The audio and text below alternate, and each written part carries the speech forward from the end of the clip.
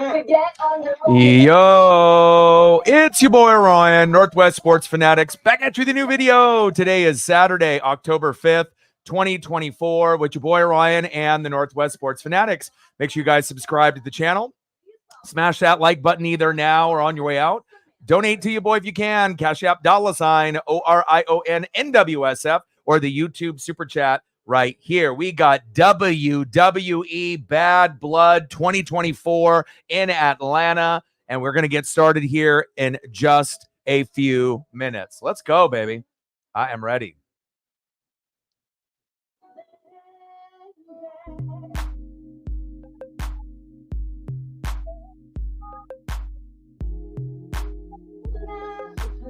We got Samantha Irvin getting the festivities here and the pre-show started.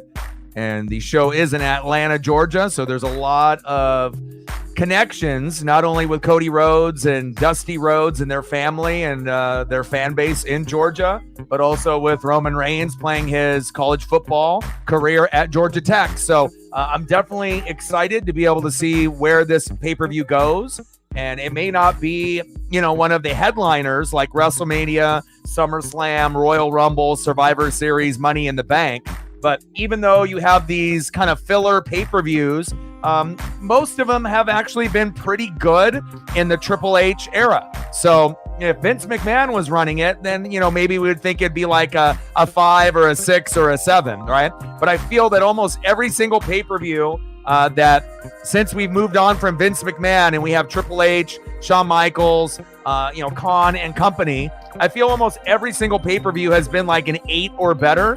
And a lot of them have been like an 8.5 or a 9. And we've gotten even a close few that have been 9, 9.5, and almost a 10. So very exciting time, obviously, in the WWE universe. And I am definitely ready for this pay-per-view tonight. Big win for the Ducks, obviously, yesterday, which was great. We got WWE Bad Blood here tonight. And then tomorrow, we're going to have the Steelers and the Cowboys. Monday night, we're going to have the Chiefs going against the Saints. And then we're going to have Dodgers, Padres on Tuesday and Wednesday. And then we're going to get into, I believe, Seahawks and Niners on Thursday. So we're going to have an amazing 4 or 5 days. And I can't wait to be able to jump into this pay-per-view. Sarah in the building, what's good? Well, it was 7-0 early on, but you had to have known those one-handed catches and those crazy things that Ohio State is usually known for. And just with a blink of an eye, 7-0 at halftime, 28-0 end of the third quarter. So it shows you how lightning fast that Ohio State can strike. And again, they may have played not the greatest first half, and Iowa overachieved. But at the end of the day, you're going to have to be able to score points. And unfortunately, Iowa doesn't have the tools to do that. Ohio State kind of imposing their will. But at least you kept them to 7-0 at halftime. That was a surprise, right? Not only to Iowa fans, but for college football fans. But again, that's why we play 4 quarters and it's not 2 or 3. So, but hopefully you guys will still end up getting some dubs, as the year goes on. But you already knew going in that this was more than likely going to be a loss and was probably going to be a blowout. But, to be at 7-0 at halftime, that's saying something, but Ohio State is explosive. 1-0 Phillies. And we saw the Guardians beat the brakes off of the Tigers.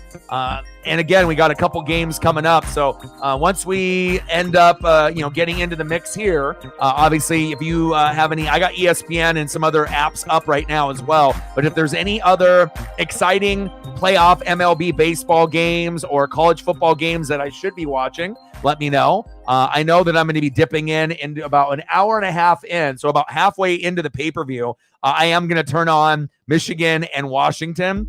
And I might even take a peek at USC, Minnesota. But Michigan, Washington has got my focus and attention besides this pay-per-view. So let them know. Smash that like button, sub, donate, comment, share. And we're going to be shooting for 20 likes within the first hour. 30 to 50 overall and 100 in the donos on every single stream. And if you got a Twitter/X, do your boy a solid and like and retweet the live stream post. That'll help us get some more people here. And obviously, we'll get some of the regulars. Hopefully, they're not busy. And we'll be able to get a decent turnout here for WWE Bad Blood. And again, I want to try to be able to do every single pay-per-view this season. But again, we've had a lot of them that have been international, where the timing has been at like 5 in the morning, 7 in the morning, 9 in the morning. So not really the most ideal time for a stream.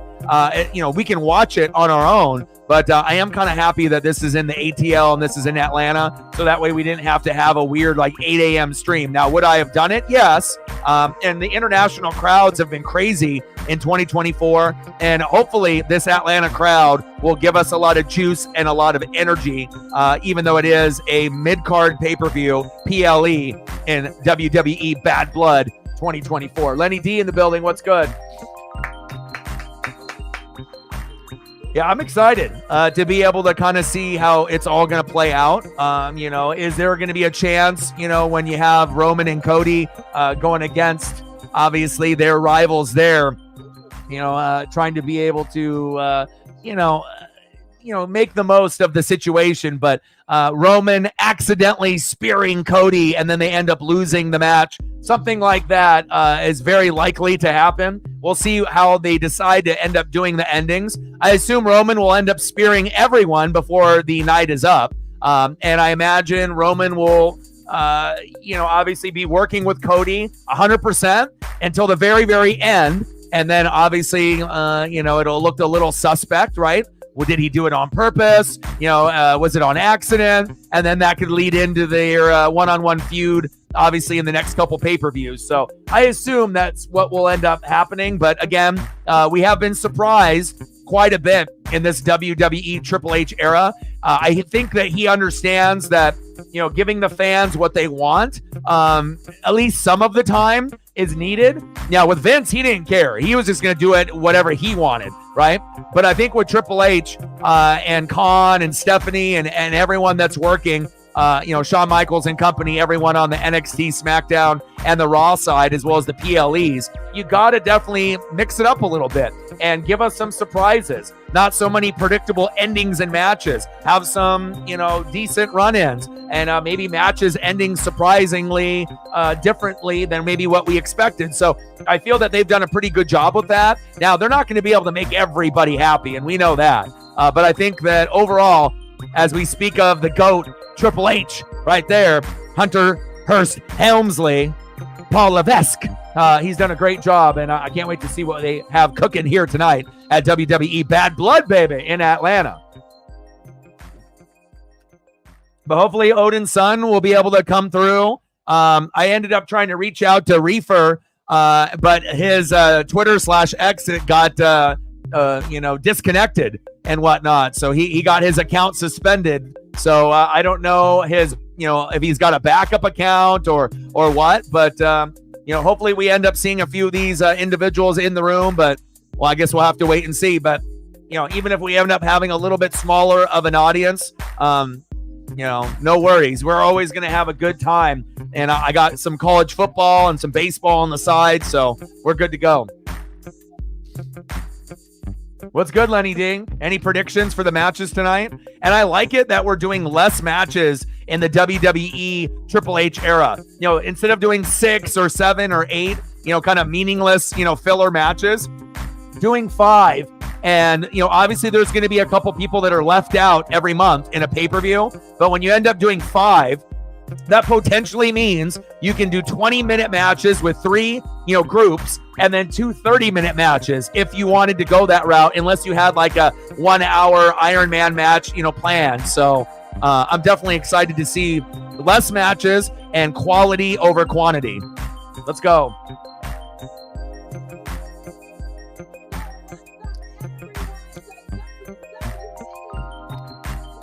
Let's go.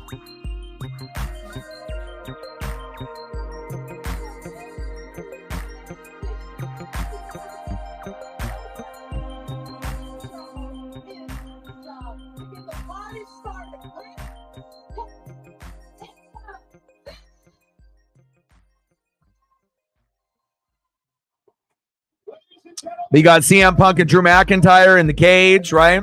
You got Bayley and Nia Jax, Damian Priest, Finn Balor, right? Rhea Ripley and Liv Morgan, and then Roman and Cody, and we already know what that is. going against the rivals. Hell in a Cell match. Are we popping off with Hell in a Cell right out of the gates? Wow. But that is probably the proper match to start it off. You want to start it off with a bang, right? Because obviously we know Roman and Cody is going to be at the end against the new bloodline with Solo Sikoa, right? And Jacob Fatu. So obviously going with this to get the intensity going is perfect. This is exactly the only match you could really have started the pay-per-view with. And then if you wanted to end up, going in with a female match where you could end up going with like Liv and Ripley, that would kind of make sense, right? And then after that, you could end up going with, maybe Damian Priest and Finn.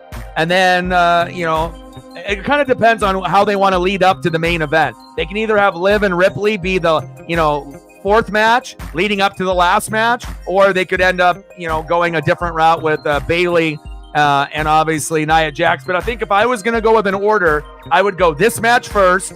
I would go Nia Jax and Bayley second. Then I would go Damian Priest and Finn third. Then I would go Liv and Ripley fourth. And then Solo, Sikoa, and Jacob Fatu versus Roman and Cody fifth. So we'll see if I'm right, but I'm pretty sure that's the way that they're going to go. They go male, female, and then they'll end it up with the guys at the end. But I think that would be the perfect way, because I think if you do Liv and Ripley, we assume that one's going to be better than Nia Jax and Bayley. Nia Jax and Bayley more than likely will be the worst one out of the five. And what happens if you end up having the worst match out of five? What position do you typically have? Number two, right? The best match is the last match and the first match. Those are the best. And then usually the worst match of the night is number two. And then obviously 3 and 4, they're just filling in the card. So,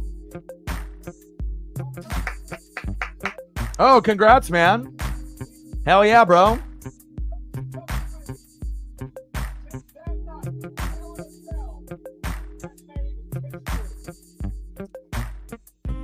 Let's go. Love me some Drew.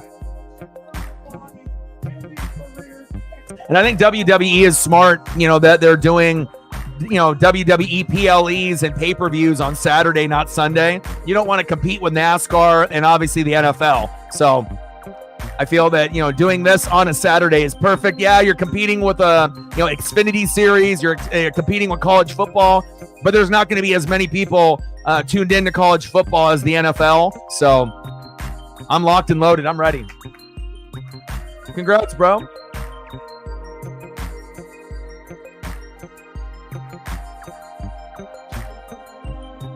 Plus, this is good for my soul, to be able to have a wrestling pay-per-view once a month. And again, when Raw goes to Netflix in January, I imagine we will be doing some Monday Night Raw live stream and watch parties together, especially if everyone across the globe gets the same exact stream at the same exact time. We've never been able to do that. Everyone else in the Midwest and the East Coast would get it at 5 p.m. I wouldn't get Raw until 8 p.m. until after it was pretty much over for everyone else. And then we would get kind of like the quote unquote replay. So it'll be cool to be able to be on the same schedule as a lot of y'all. And then if we can end up doing live stream watch parties of Raw together. Yeah, some Monday Night Raws are not going to be as good as others. But I think overall, it'll be a cool thing to be able to have as an option on the channel moving forward. Probably we'll do Monday Night Football over Raw, but after Monday Night Football is over, that'll be a great opportunity for the rest of the year to either do hockey, baseball, or possibly Monday Night Raw. Odin in the building. What's good, bro? I was hoping that you'd be able to show up. Goldberg and his son in the building. Yeah, Bret Hart. Not a fan. Killer Mike in the building. We'll get a lot of rappers and entertainers in the building. So Killer Mike sitting right next to Goldberg.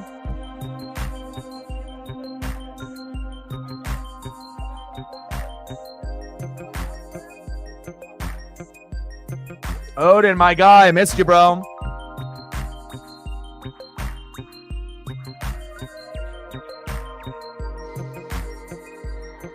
Thank you, dude. I appreciate it. Odin's son with a 20 to make sure that we're not at a low number. Thank you so much, man.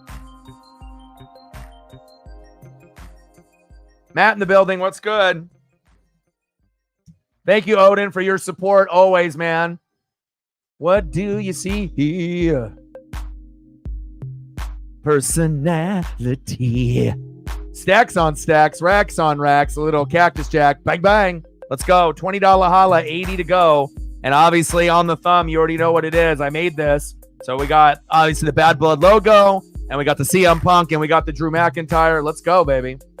Right out of the gates, first match. And whether you love CM Punk, hate CM Punk, he is good for wrestling. You know, because again, you get so many people that feel a certain way about him, that they used to like him, but they hate him now, or they hated him back then, or they like him now, or they liked him in AEW, but they don't like him here, or they loved him in WWE, but they hated him in AEW. But at the end of the day, he's got one of the best theme songs in wrestling. You know, again, we already know Jericho doesn't have Judas anymore, and they obviously have a new kind of gimmick over there that he's doing, which is obviously not as good as what he did in the past. But one thing that is confirmed, CM Punk's intro is fire. You know, again, whether you love him or you hate him, it's just one of those, you know, theme songs that you hear that instantly gets you kind of juiced up, whether you're rooting for him to win or you're rooting for him to get his ass kicked. But, you know, not every wrestler ends up having a badass theme, and he definitely has one of the best in WWE.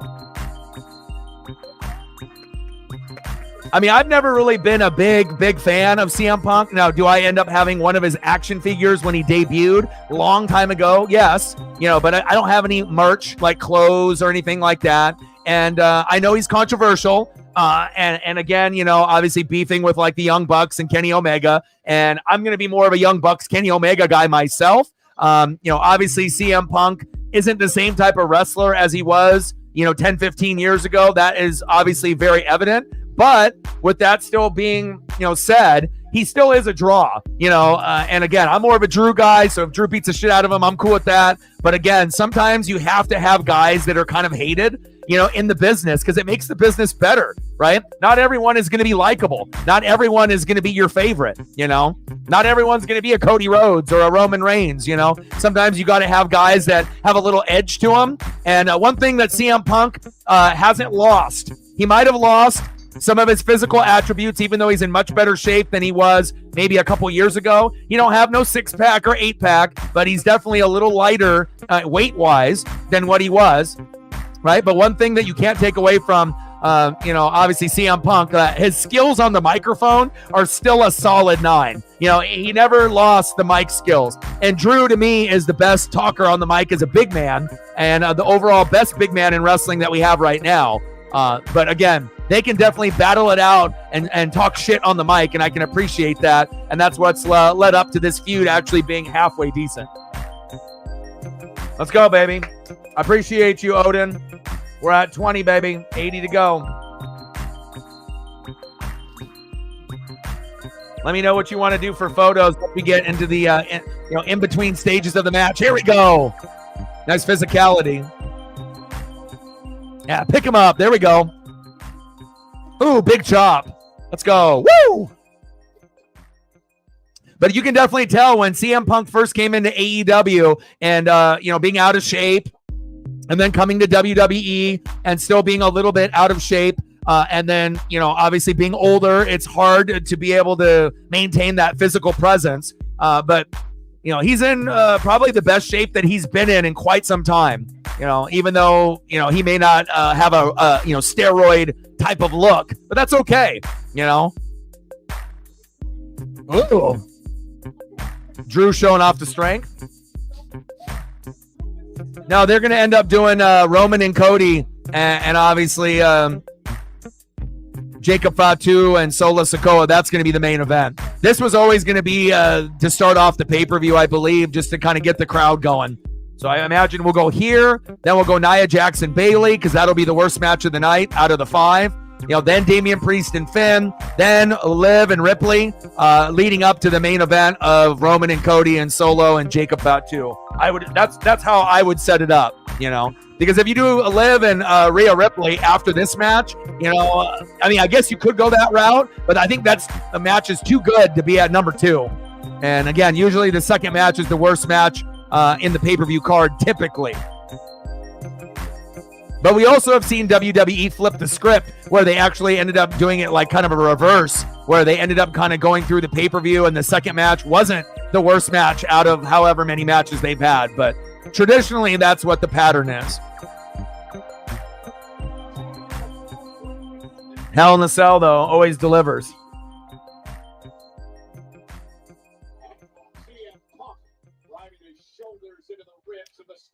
Appreciate you, Odin. What's new with you? Anything new with you, my guy? I know, obviously, work has been a little rough for you. Hopefully, it's been getting a little bit better. And I'll always message you whenever I see, things are a little rough for you. I'll always check up on you. Here we go. We're getting some weapons out. Hell yeah. Yeah, baby. Get the tables. Making me turn into a Dudley boy. Bubba Ray, Devon, Spike, Sign Guy Dudley. Let's go.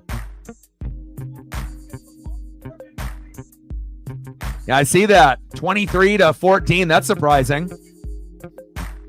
But they still got a quarter left to come back, so we'll see. But after beating Georgia, how crazy would that be if Bama loses as a number 1 seed to Vanderbilt? I'm trying to think of, who's even come out of Vanderbilt? Is that where Jay Cutler went to school? Someone needs to look that up. I'm pretty sure Vanderbilt has had a couple NFL players and whatnot. And I know, a few guys have gone to, smaller schools and whatnot. But is that where Jay Cutler went? Vanderbilt? Most people are like, where the hell is Vanderbilt? I don't know why I know that, but I don't know if that's correct or not. Someone can look that up on Google and see if I'm right or not. But for whatever reason, I believe that's where he went. I mean, I should know more and remember, but it's not like I keep Jay Cutler on my on tabs in my brain for everything that he does in his life. He did? Okay. So my memory still is decent then. I don't got the Alzheimer's or anything, so that's good. Oh, yeah. Get the toolbox out, baby. Get all those fake tools.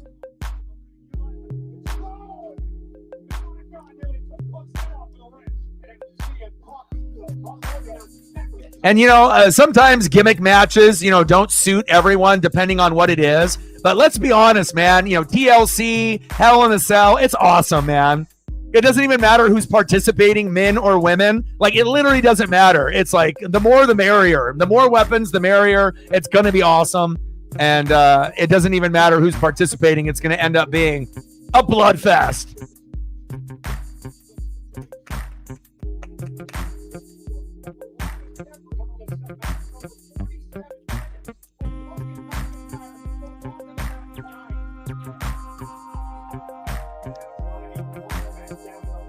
Well, at least Iowa got on the board with a 6, Sarah.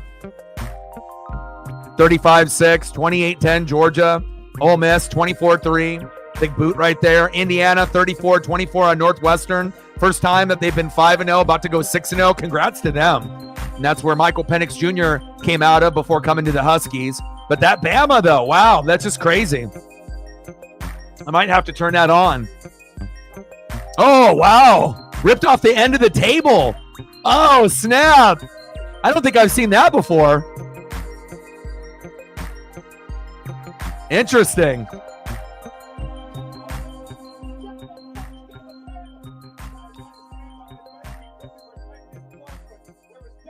God, I love wrestling.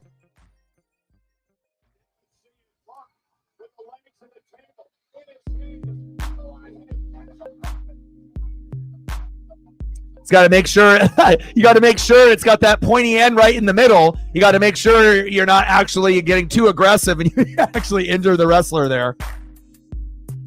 You're going to impale him. Ooh.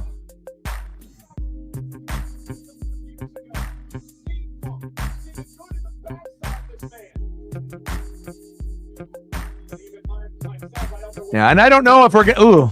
Back is a little tore up already. I don't know if we're going to get to a point where they're going to have SmackDown also on Netflix one day, but I mean, who knows? Maybe we'll end up doing, the WWE PLEs once a month. We'll do Monday Night Raw live streams a few times a month. And maybe one day if SmackDown ends up being on Netflix too, maybe we could end up doing SmackDown, weekly or bi-weekly. I think that would be awesome as well. SmackDown show normally isn't as good as Raw's, but it's still usually like worth a watch.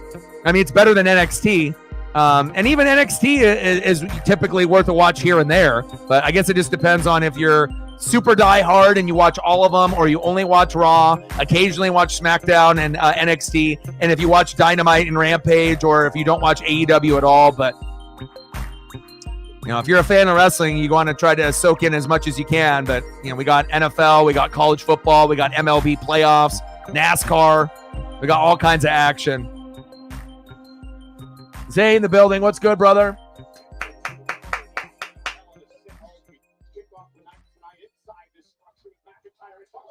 Oh my. Wow. And I hope you guys like the background. Again, I had many different choices, for the background, but I thought, this one, kind of with the artwork kind of suited us well. I mean, I could have did something like super, super dark, based off the red and the black, like obviously my NWO jacket that I got on there, but I figured something a little bit brighter for the background would be nice, and it's pretty fire. So far, this match is bringing you all the physicality with Drew McIntyre and CM Punk. I love it, baby. We're at 80 to go. TNA, NXT Cross, yeah. And it sounds like with some NJPW, we're going to have some like Kenny Omega stuff also as well. So, I mean, I need to be able to see more of my favorites, and I have taken a little bit of a scale back on AEW, but I have been kind of itching to get back into it. But it just depends on who's wrestling for the company, It's like I need Kenny Omega healthy. I need the Young Bucks wrestling every week. I need to, he's all opened up and bloody now.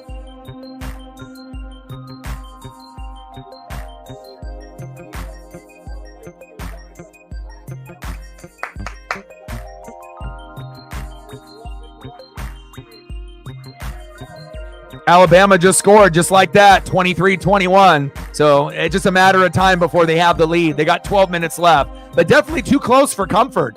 Being down by that much, going into the fourth quarter. Get him. Oh, baby. Nice job, Drew.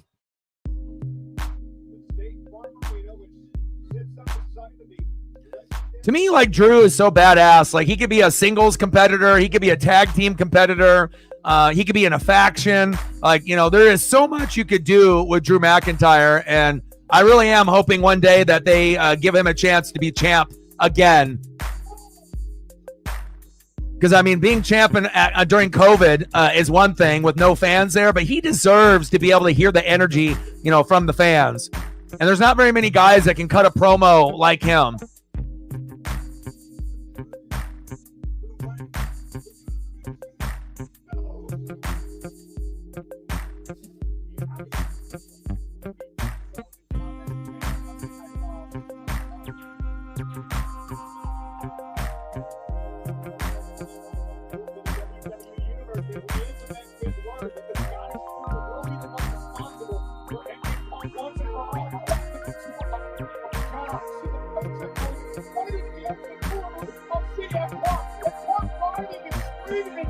Man, a lot of blood coming out of CM Punk.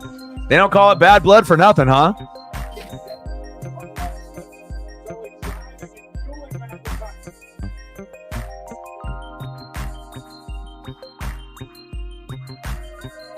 Yeah, and if AEW ever gets big enough where they can end up doing like a streaming service where you don't have to pay like, $50 for a pay-per-view like how it used to be, if you end up getting something like that, I mean, I would love to be able to stream, AEW pay-per-views, but we don't even have enough people that order the AEW pay-per-view to make it make sense. So, but maybe in the future.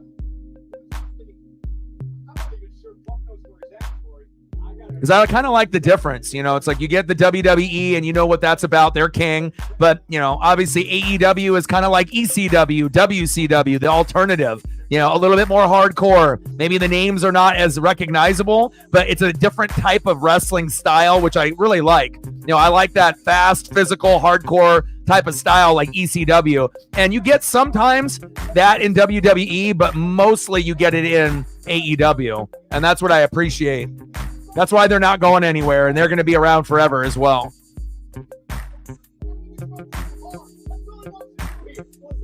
One Mets and Phillies.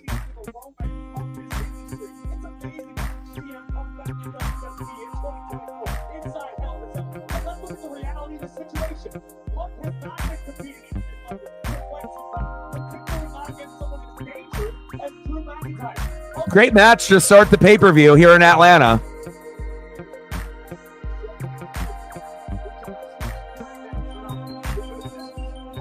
And when you have 5 matches, again, you can make each match, for the first 3, like 20 minutes long, and then you can make the last 2 30 if you want. But I'm not sure how long the overall pay-per-view is going to go. Did they say how long the pay-per-view is going to go for, Odin? Is it 3 hours or is it 2 hours? But I mean, with 5 matches, you can make it 2 hours and still give every fan what they want. 20 minutes, 20 minutes, 20 minutes, and then 30 and 30 if you go that route. Instead of having like 7 matches and having a couple of them being like 10 or 15 minutes, but nobody cares. Good counter there by Punk.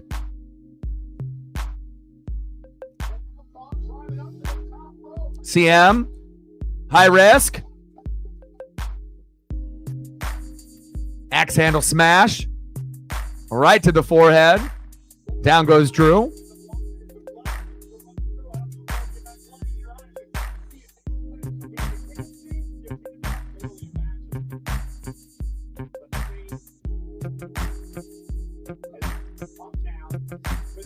Oh, he's got the wrench in his hand. I like this. I like this.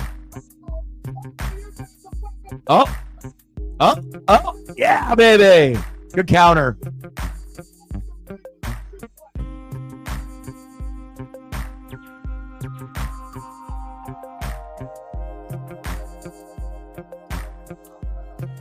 Megan in the building. How are you?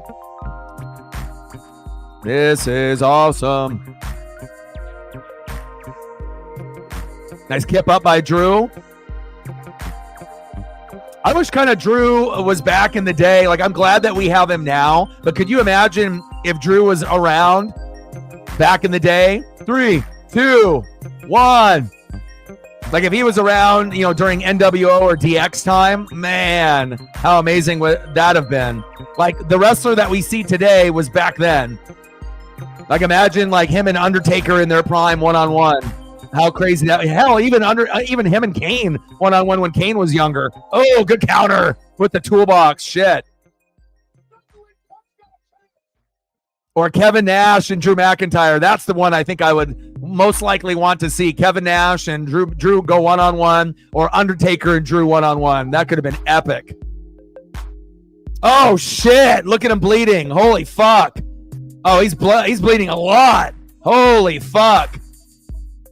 That is a lot of blood. That's like almost too much. Oh, Jesus. I mean, CM is just like a little cut, but Drew is like spilling out, like where we've seen like Ric Flair and, we've seen a few guys get to this point, but oh, again, 3 in a row. Holy fuck. Bad blood. My God. Wow. It's like they got to like put a bandage on or something to stop the bleeding. I mean, I get it. It's wrestling and all, but if you actually lose too much, you will pass out, especially if you're doing physical contact like this on top of bleeding out. Oh, high knee. Damn. God, I love WWE. But you could already tell when he got hit with that toolbox. I mean, once you bleed and your cut is open, you're gushing. It's not like a little razor blade cut and you got a little stream coming down. I mean, it's pooling out. And right now, CM Punk had just had a little nick, like a little razor blade nick, nothing big deal. But Drew is gushing. Like the hole that opened up in the top of his head is huge. He said, GTS, go to sleep. Yes, I'm definitely getting the old school vibes as well. Well, I hope you had a great time at your reunion there. Oh, counter. Oh, get him. Uh-oh. Oh, GTS right on the chin. Damn. Got him stiff, and he rolled out. Good job by Drew. I would assume both wrestlers are going to have stitches after this is over. Maybe CM Punk, I got to see how much more blood comes out.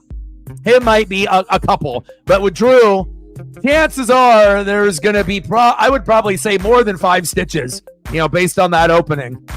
Wow.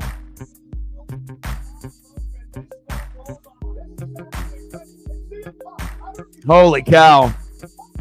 But again, when you end up getting hit with a hard or sharp object, on the corner there too, I mean, you get the amount of blood that was coming out as soon as he got hit. I mean, it was just pouring out. Oh, Claymore, let's go. Let's go out of nowhere. 1, 2, 2. Oh, my. Oh, my. Drew looking like a strawberry or a tomato.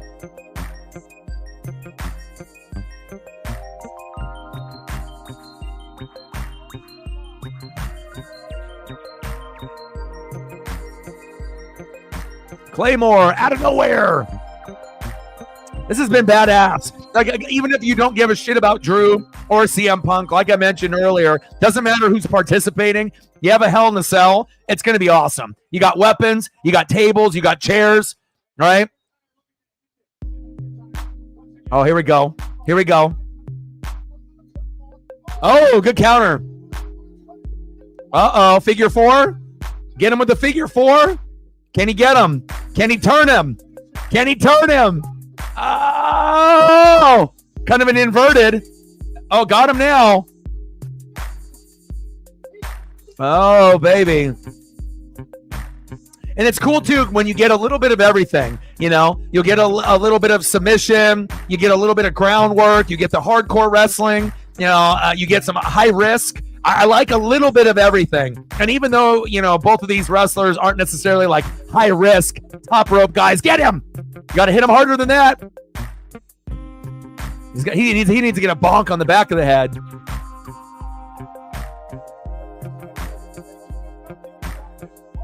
There we go.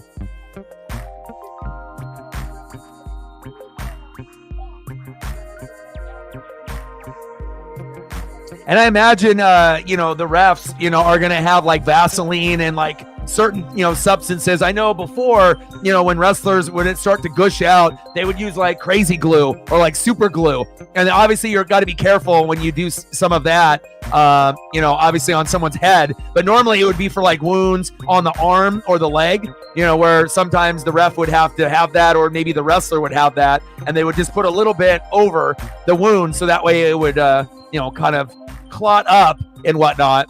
But obviously, if you look at the top of Drew's head, man, it is bloody. And obviously, the ref is paying attention to it and wiping him down, which is exactly what should happen. Make sure that the blood doesn't get into the eyes there. WWE got some good refs, man. Let me tell you, they're always locked and loaded. Let's go. Hell yeah. Nice kick to the midsection. Oh. Ooh. Oh. Counter. Another counter. Big chop. Woo. Let's go. Oh.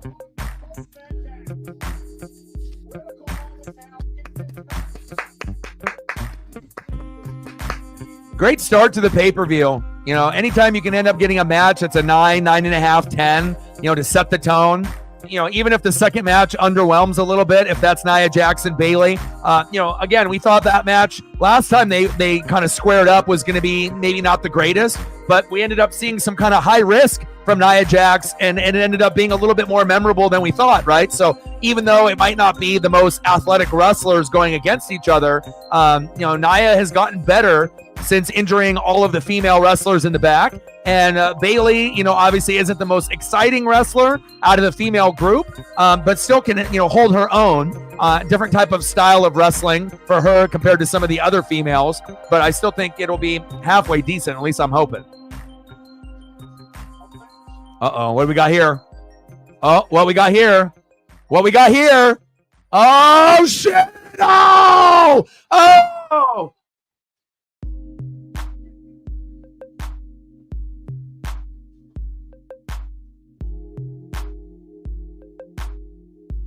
Wow. Oh, my goodness. I love this, baby. Drew falling back. Tables there. Wow. Awesome. And that takes trust. You have to have trust and have someone that's not going to drop you wrong. And Drew's strong. So, wow. You don't see that very often, where you're going to see a guy, do a suplex from the outside into the table. Pretty rare. Yeah, even for ECW or WCW or AEW standards. Very cool. Wow. Man, this is a 10 out of 10, and no one can tell me otherwise. So far, fantastic. This is exactly what I needed for my fucking Saturday. Awesome. It's all the little subtle details in wrestling, It's all about, storytelling, building up the story, good shit talking on the mic, but ultimately performing well.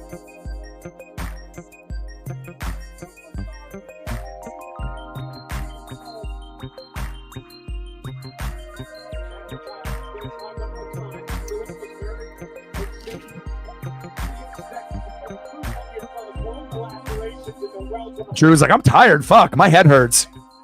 He's like, I need a beer.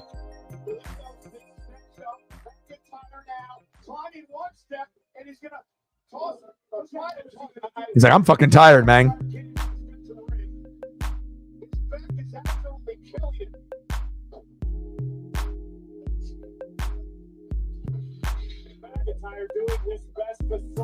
I love Drew selling like the steps weigh like 200 pounds when you know damn well they don't. I love it. Because a lot of times when you have those like metal steps, they're not as, it's not as hard of a material as you may think. It's a little bit lighter of an aluminum material than, like heavy duty, that they would see at like a construction site or something like that.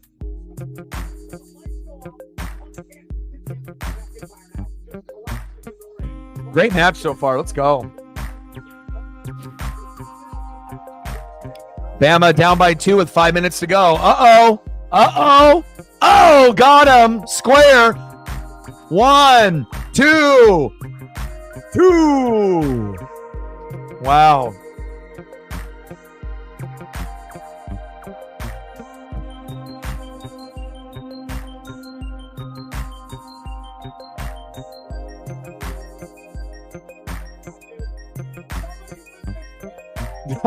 Someone win this damn match. And if you haven't smashed the like button yet, please do. I don't know how many people are going to show up and what we're going to get, but if we could get to 20 before the stream actually ends, that would be great. We're at 8 right now. 2 more to 10, 12 more to 20.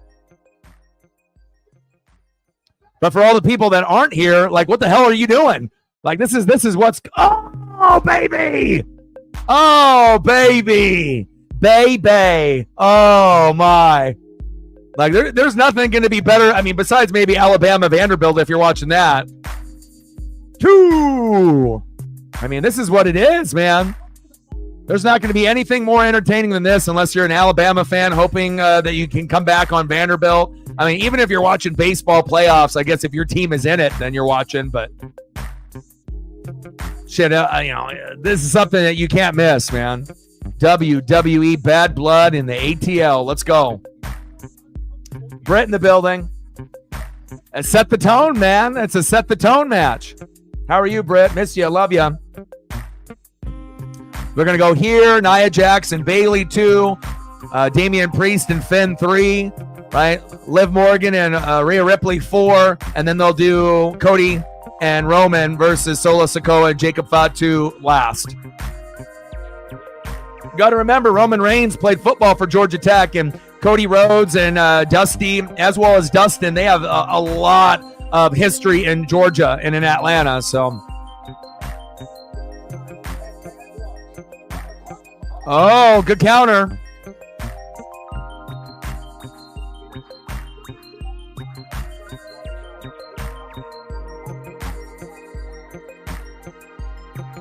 How are you?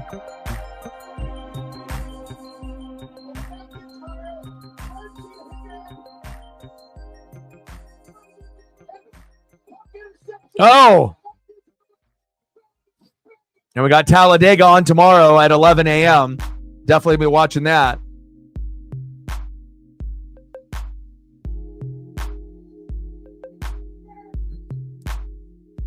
This has been definitely a 10 out of 10 match, like no doubt. Like if you think about all the matches that we've watched in 2024 to start a pay-per-view, this is definitely one of the best, regardless if you like these guys or not. Oh, he's gushing again. Oh, low blow.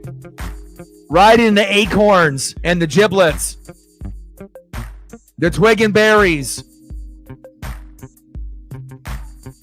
The sticks and balls. Oh, he's gushing. He's dripping.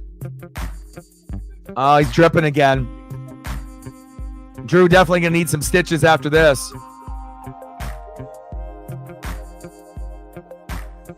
Yeah, we need it. We need him, obviously, in victory lane.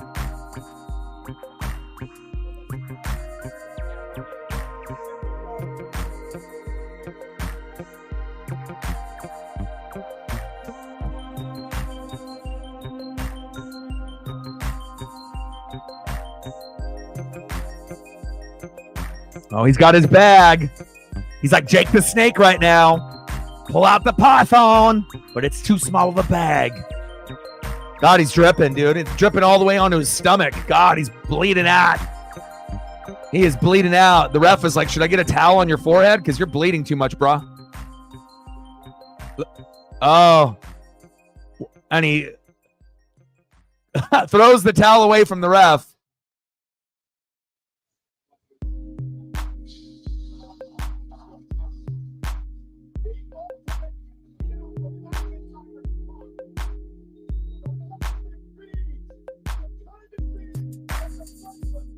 All right, there you go, Drew. You got to wipe off your face. You don't want that blood getting into your eyes there. Claymore. Oh shit. Oh, fuck. Oh, my. Great counter by Punk. That didn't feel good. Wow. He went for it all. He risked it all, baby. He's like, my neck and my back. Fuck.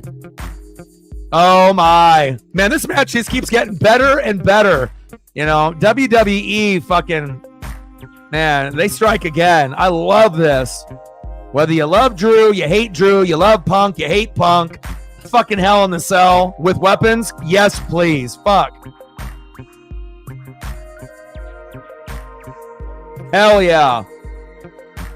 Oh, Vanderbilt might end up winning. They're up 29-21. Uh-oh, 2:53 left. Alabama, upset alert. They're going to have to score a touchdown and get the 2-point conversion, which won't be easy. Uh-oh, and then Vanderbilt scored. They won. Extra point up, good. 30-21. They're up by 9. Alabama about to go down. Wow. Uh-oh. Uh-oh. Uh-oh. After 1 week after beating Georgia, then they lose to Vanderbilt? Uh-oh. 1, 2. Wow.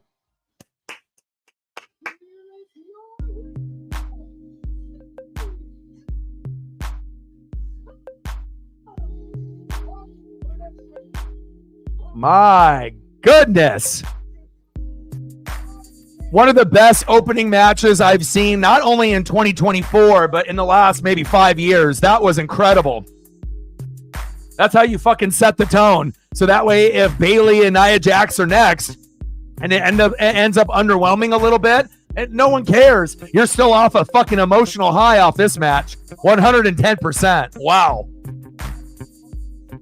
WWE Bad Blood, the tickets would have been worth it for just that match alone. Facts. That was incredible. Fucking 11 out of 10. 12 out of 10. 13 out of 10. Fucking incredible. It gave you everything that you wanted. Hardcore, weapons, cage, right? Blood, high risk. Oh my God, holy shit moments. A little bit of submission and groundwork. Awesome, man. That's all I can say. That was awesome.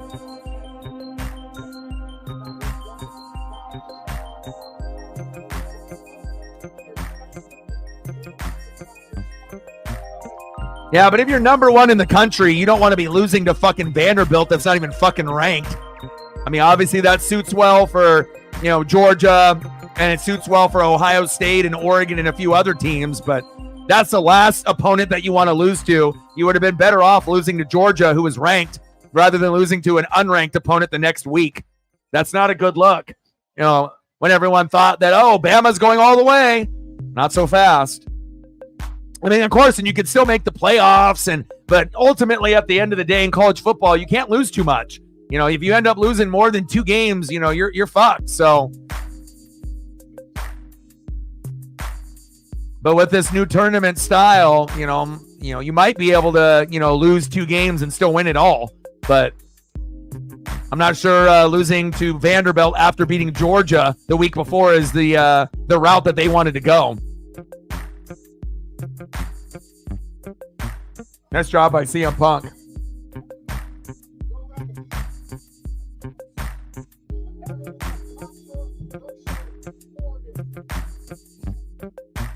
I mean, it would be like Oregon playing Ohio State and beating them, by 10, and then we end up playing like Purdue and we lose by 20. Like, that wouldn't be good for us, just like it's not good for Alabama to be losing to Vanderbilt. It's a terrible loss.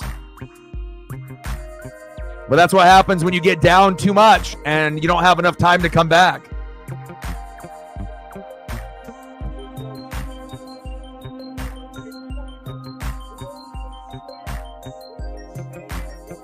And Milroe, only 12 for 17, no touchdowns, 1 pick. That's the story.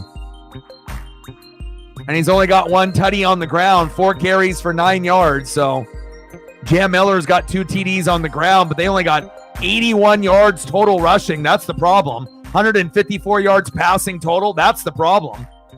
And obviously the defense did not do a good job today with all those NFL players out there. Wow.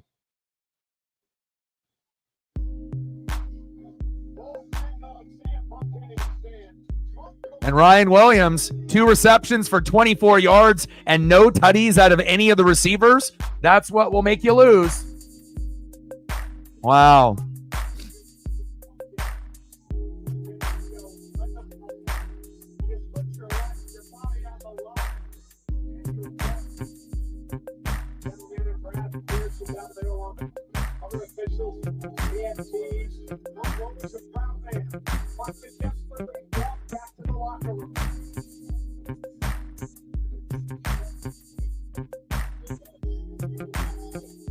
Imagine if this was like the first wrestling match that you've ever watched. Like if you were a kid, you're hooked for life.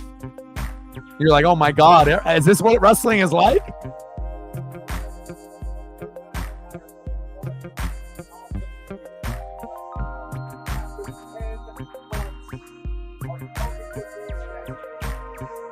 All right, I got the Bama game on here. But they're done, man. Down by 9. If you were down by 8, you might have a chance, but...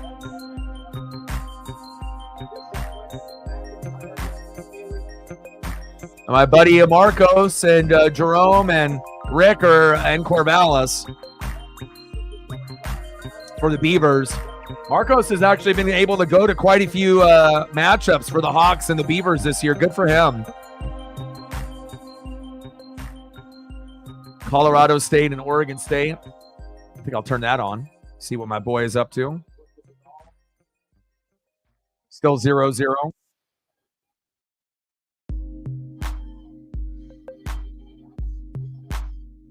Wow. And again, if you're a hater of CM Punk, right? He definitely gained a little bit more respect for the haters today. You might still not like him. You still might, not care for his matches. But to be that old and to put on a performance like that, pretty sweet. Ooh, look at this. The Fiend. What is this?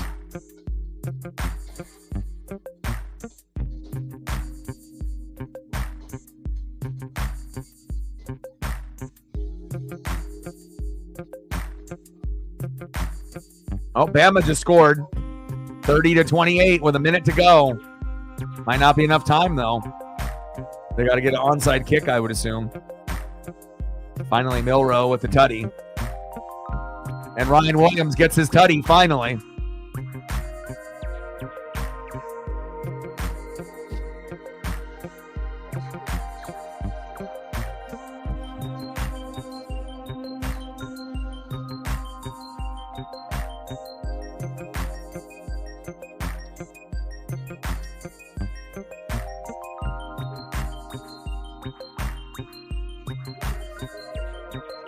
Anything you want to see photo-wise, Odin son? Anything Chief related or wrestling related? You let me know. I got you.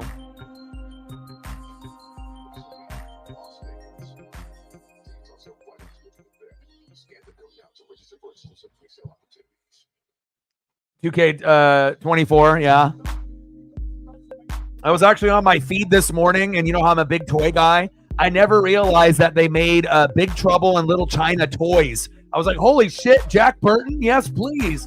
And they have a bunch of them, like a bunch of characters available. And I never even knew those existed. I might have to go get myself a Jack Burton at some point or another. I love that movie. That's a big part of my childhood. Kind of gives you Mortal Kombat vibes before Mortal Kombat existed. Amazing movie. And I haven't watched it in a few months. So it might be something that I go out of my way and watch this weekend.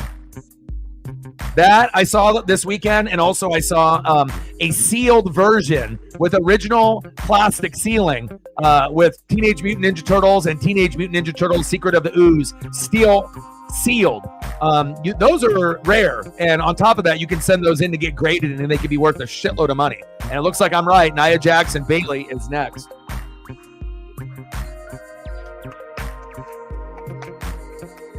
Oh, wow, it is the third quarter. I thought it was the fourth quarter. Okay, then they actually have plenty of time to come back and win. I thought it was the fourth. Yeah, I'm looking at it now, third. Oh, yeah, they're definitely going to come back and win. I was going to say with a minute left, there's no time. But, yeah, if you got a whole quarter, yeah, Alabama will be just fine.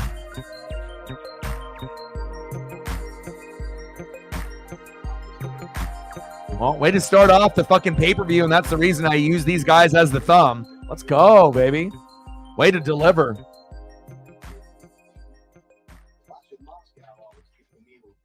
Yeah, I still don't even have a next-gen system. You know, hopefully one day, you know, I'll be able to get one. You know, but so usually I'll spend more time, you know, if I do play, I usually will play like PS2 and go with throwbacks or like Nintendo 64. But I was thinking that it would be kind of cool, you know, since I, you know, have like Vice City and some of the old school stuff, but I never owned San Andreas. And I was thinking maybe going to like one of the used video game stores and buying, you know, a copy of a used San Andreas and playing it from the beginning. Like I had friends that had it, but I never like played the missions and played it. And I think, you know, even though that's, you know, a game that's been out for years and years and years, it would be kind of a cool throwback game to you know, get into and play, especially when I've never really played it from beginning to end or done a lot of the missions. So, oh, no worries. End of the third quarter, 30-28, Vandy.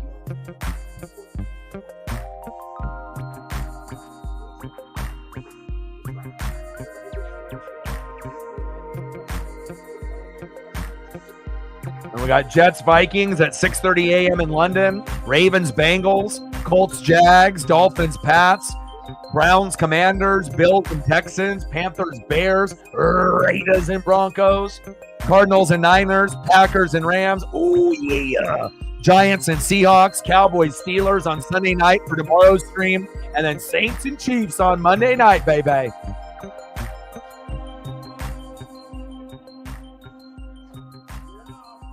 Yeah. Oh, yeah. Mets beating the Phillies 5-1. Who would have thought that, huh? Baseball's unpredictable, right? You never know what's going to end up happening. Or even the Guardians winning 7-0 over the Tigers. But, again, if the Tigers had Skubal pitching, that wouldn't have happened. You know, I assume that Skubal wasn't pitching in game one, because if he was, they wouldn't lose 7-0. But that's why pitching and defense is so important. If you don't got it, you will pay, especially in the playoffs.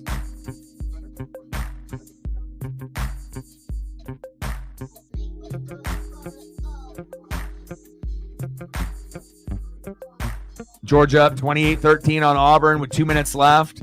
Ole Miss beating up on South Carolina 27-3. Nebraska up 14-0 on Rutgers. And then we're going to have a few matchups, obviously, here starting in the next half hour.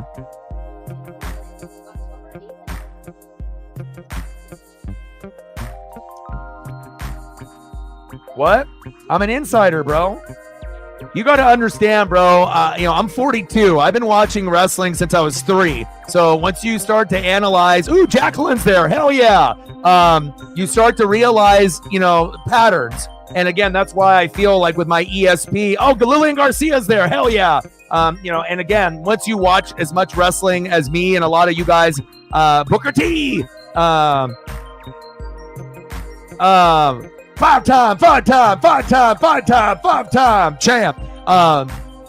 You have an idea. I feel like I could be a booker. And again, once you start to see a card, you start it off with a bang, right? And you do the cage. Then you go to the shittiest match, would be number 2, which would be the Nia Jax Bayley. Then you go to Finn, and Damian Priest, Ripley and Liv. And then obviously you go to the main event, and you go with Roman and Cody Rhodes versus Jacob Fatu and Solo Sikoa. So I got the ESP, baby. I mean, the only other match that you could do second, right, would probably, be like the Liv Morgan, the Liv Morgan and Ripley. But I don't think you would want to, downplay, that particular feud. You want to save that for a little bit later. And that one feels like that would be a perfect one leading up. And typically, the way that they have these matches with males and females, they want to kind of alternate instead of just doing, like, let's say the Finn Balor Damian Priest match second. They could have went that route too, and they could always go that route as the match number 4 leading up to the main event. They could go, female back to back, but I don't think they will. Again, they're going to go with Nia Jax and Bayley, then a different type of vibe with Priest and Finn, then going back to the females, with Liv and obviously Ripley, which makes sense, because that's going to be important, a match, the third most important match besides the main event, and then that opening cage match, right? And then obviously the main event. And anytime you end up having Cody or Roman, regardless if it's for the title or not, they're going to be in the main event. Like, could you have done the Hell in the Cell cage for the main event? Yes. But that's the way that WWE presents itself, and they want to make sure that your last moment of watching a pay-per-view is with the biggest stars that are in the company right now, which is Cody Rhodes and Roman Reigns. All right, take care. Good luck with your Trojans. I'll be watching a little bit of that matchup as well as the Huskies going against the Wolverines. Good luck. I don't think you'll need it. You guys will definitely beat them. And hopefully Miller Moss kills it today. Little V for victory, baby.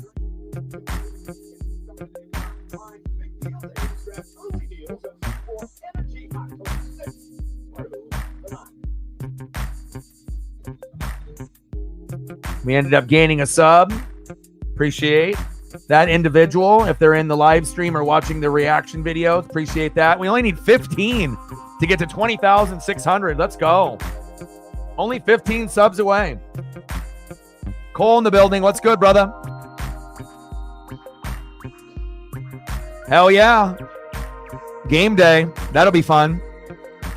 I mean, if I was rich, I definitely would be there.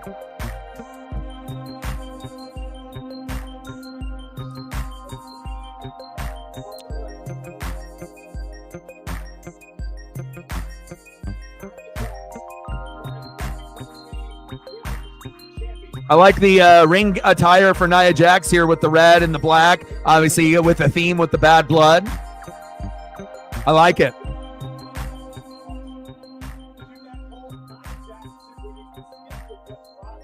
A little red versus a little blue. We got Bayley looking like Sub-Zero out there.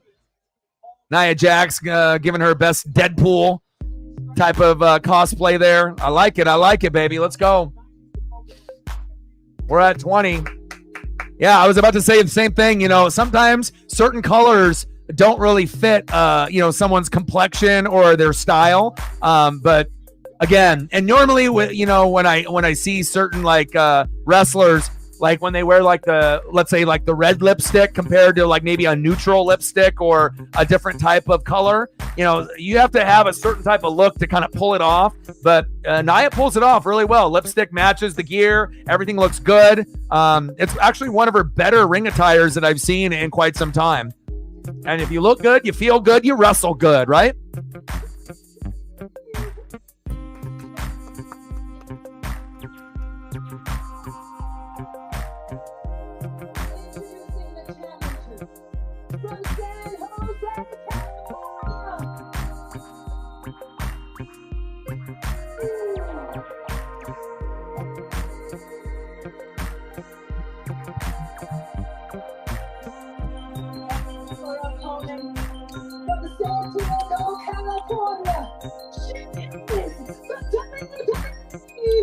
Both from Cali.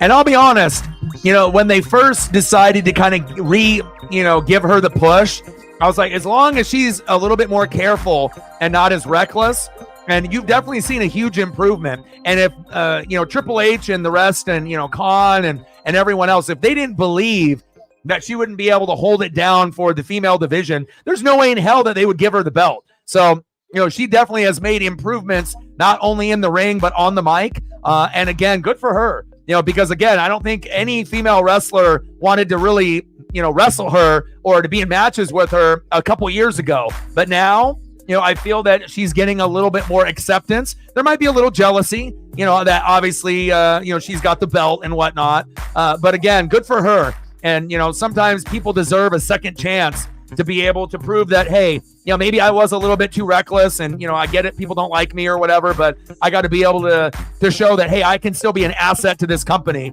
And I like it because I get it, because also too, I like because, you want to make sure that you have different style of wrestlers and different sizes and shape. Not everyone is going to look like a Playboy Playmate. And so it's nice to be able to have wrestlers like Nia represented, Rhea Ripley represented, and not have everyone, look like a Mandy Rose out there. And again, you're going to get a different type of style of wrestling. You're going to get a different type of look. And again, hopefully this match will end up having a couple high-risk maneuvers like we did last time. And again, it ended up being a little bit better. A lot of us thought, well, is this going to be a 5-7 match? And then the last time that they wrestled, it ended up being, like a 7.5, 8. It actually ended up being slightly better than we thought. And obviously Nia doing some high risk off the second rope and top rope is always something that's a little unexpected. Nia, Bailey into the ropes. She got the power, baby. Yeah, this run by Nia is the best run in her career. And again, if they didn't believe in her, they wouldn't have, given her an opportunity to have the belt or even to be in a conversation for a title offense or a title opportunity. So,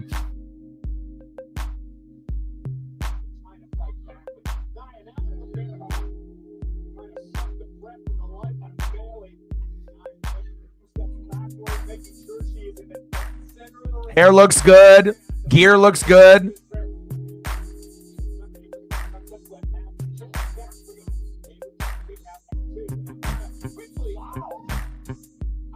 Hell yeah.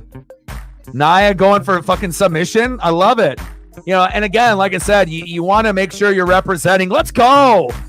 It's one of those things. It's just like sometimes you just need to add a few things to your repertoire, and your wrestling move circle. And then, you start to open the eyes of the diehards. Diehards recognize everything. We pay attention to everything that's done.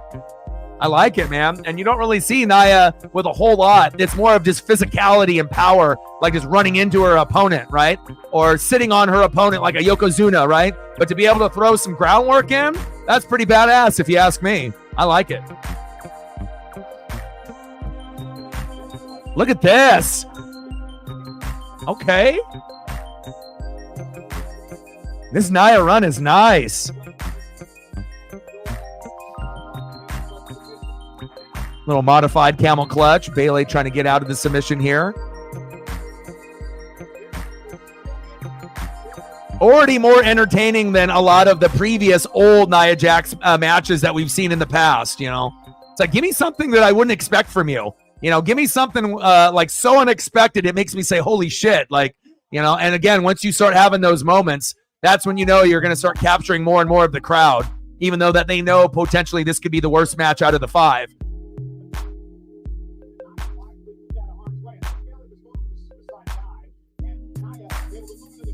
I like Bayley's gear as well. Nice color contrast with the blue and the black. A little Sub-Zero action.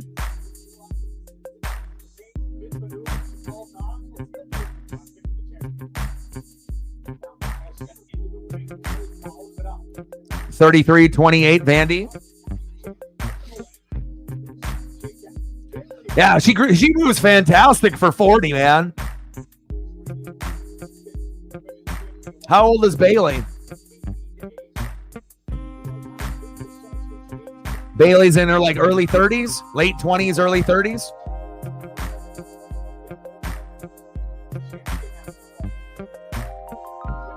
Oh, suicide dive right in her gut. I'm doing good, man. I mean, when WWE is on, I'm living my best life. Like, I've been watching wrestling since I was 3. You know, I still collect the toys, the memorabilia. You know, I try to go to a show once in a while here and there, AEW or WWE. Like I love NFL and I love college football, but wrestling will always be a part of who I am. It'll never, ever be something that I stop watching, ever. I will always be a collector. You know, I always will be paying attention, you know. And again, besides wearing, you know, sports memorabilia like jerseys and T-shirts, I love vintage wrestling merch and vintage, you know, T-shirts as well as the newer ones, you know. Oh! Nice little butt bump there by Nia Jax to Bayley.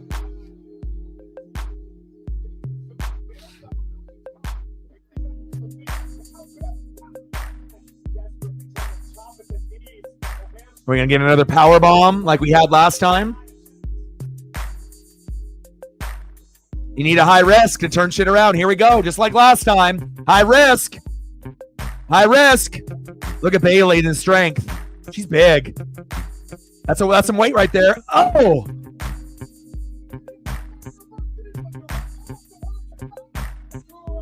Oh. Her own version of 2.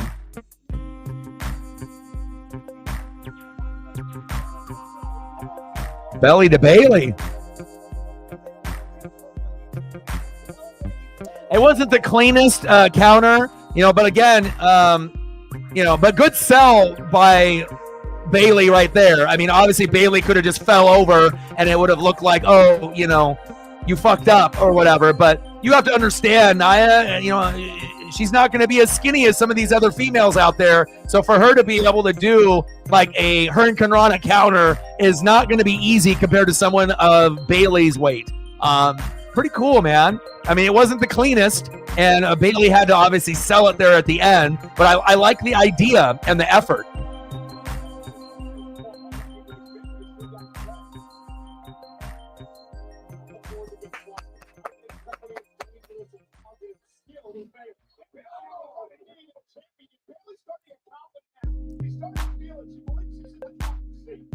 Yeah, but you got to also think, you know, with the weight of Nia Jax, I mean, can she actually do a clean, you know, Hurricane Rana counter? Probably not. You know, it's always going to have to be a little bit to the side just because of her body weight, you know? Now, if she was like taller and maybe weighed like maybe 40 pounds less, then maybe she would have been able to do it, you know, because we've seen, you know, bigger, taller wrestlers, you know, pull off crazy moves with counters like that. But and again, you don't want anyone to land on their head and end up having like a neck injury. Could you imagine Nia trying to pull off the cleanest Hurricane Rana counter and then landing on her neck and then, you know, being paralyzed or something? You know, we don't want that. Bayley, elbow off the top. 2.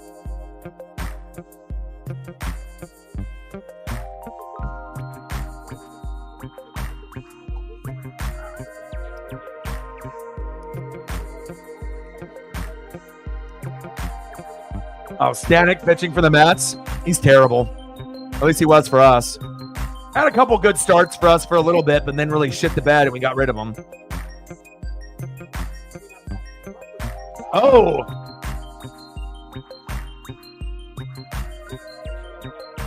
All right, we're at 10. We need 10 more to get to 20. If you haven't smashed the like button yet, please do. Now we're at 11. 9 more to go to hit the goal for the stream today, unless we get a big influx of people hopping in.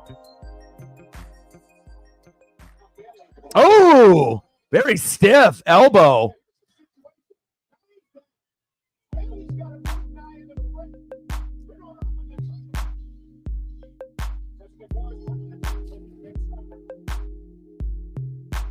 $7:33 left in the fourth quarter. Bama down by 5.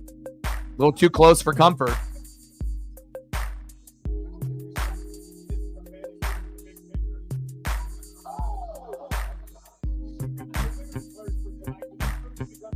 Yeah, but let's be real.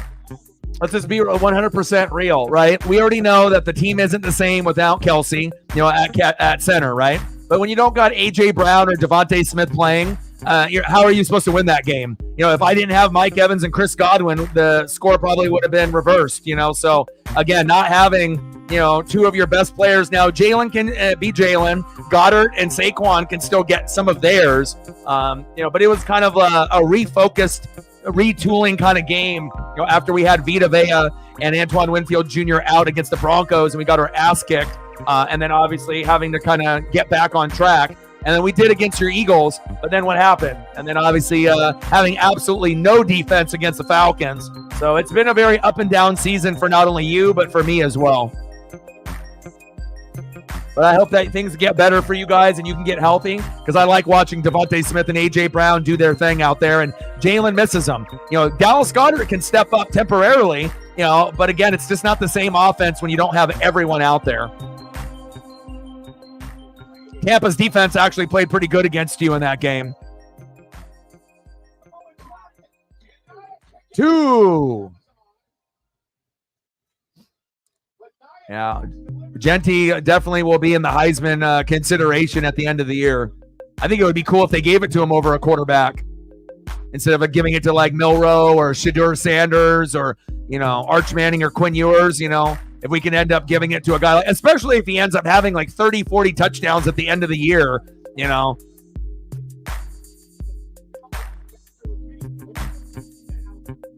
Like, who knows how many he'll have. Oh, nice back elbow there from Nia.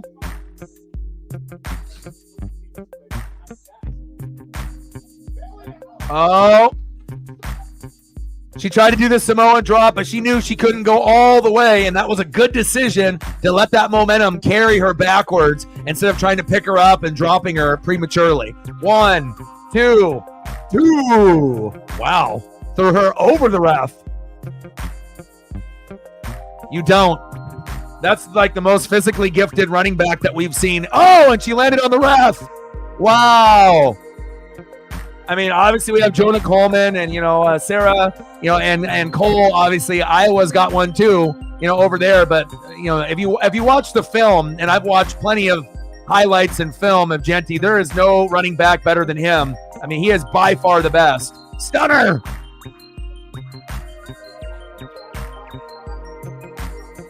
One, 2, 3.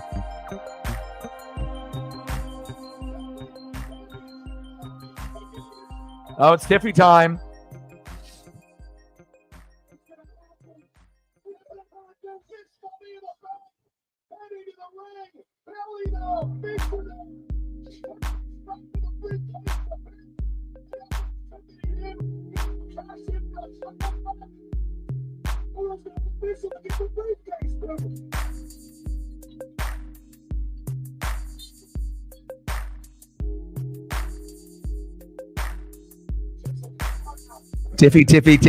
Tiffy time. And she raises up like the Undertaker. Nia Jax. She's like, I am Kane. I am the Undertaker. I have risen from the dead. Are you trying to betray me? I'm going to end you. What you trying to do, Tiffy? Well, the closest thing that we have to Charlotte Flair is Tiffany Stratton for sure. Uh-oh. 1, 2. 2.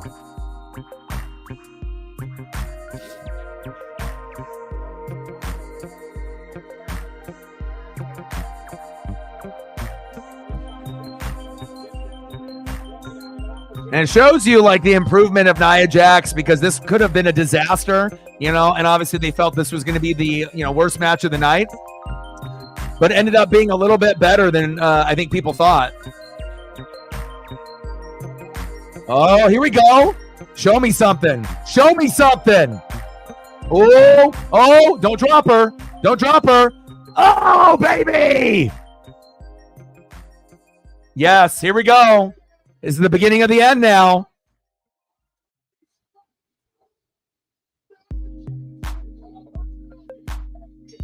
There we go.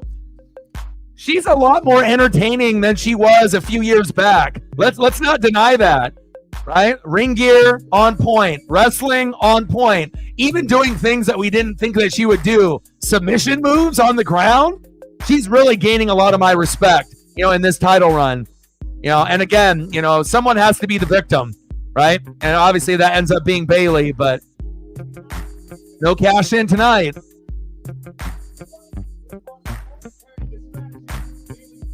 But if we end up getting Tiffany Stratton versus Nia Jax at some point or another, that will even be more exciting than Nia Jax and Bayley, because then you're going to get more high risk out of Tiffany Stratton, and there's more excitement that could be had in that match. Because Bayley's kind of limited on what she can do in the ring. Tiffany, there is no limits. I mean, we're talking about in the ring, out of the ring, high risk. I mean, she's got it. She is the modern day Charlotte Flair 2.0. Wow.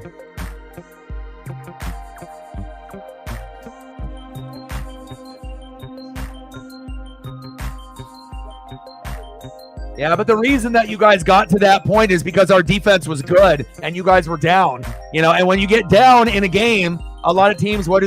They abandon the run. So if you end up getting down by 14 or 17 or 20, you're not going to just sit there, even if you got a top 3 running back in Saquon Barkley, who normally can get 1, 2, 3 touchdowns, 100, 150 yards on the ground. But if you're down 21, what do you, again, you can, try to have a little bit of run game and keep it somewhat even.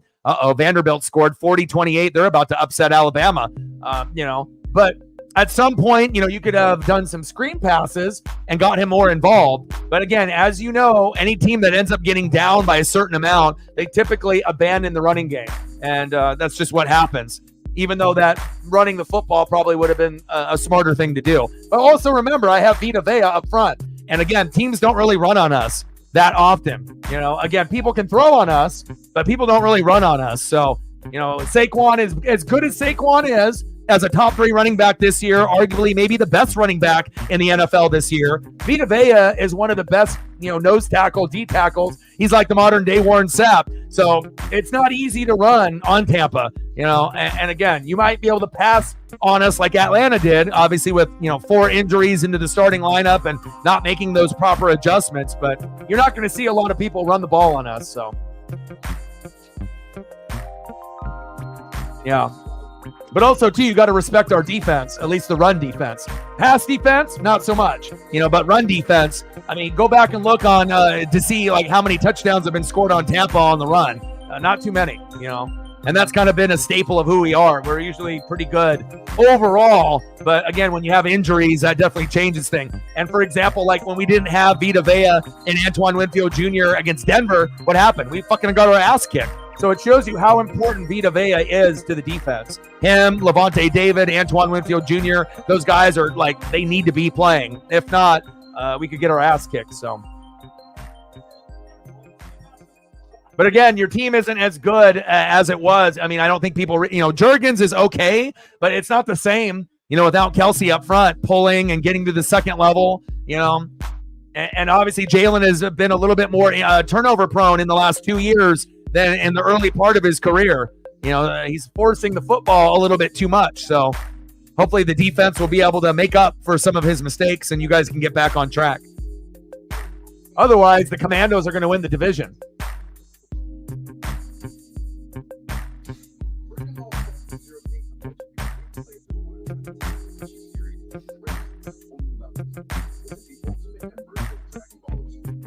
mean, Dallas Goedert had a good game.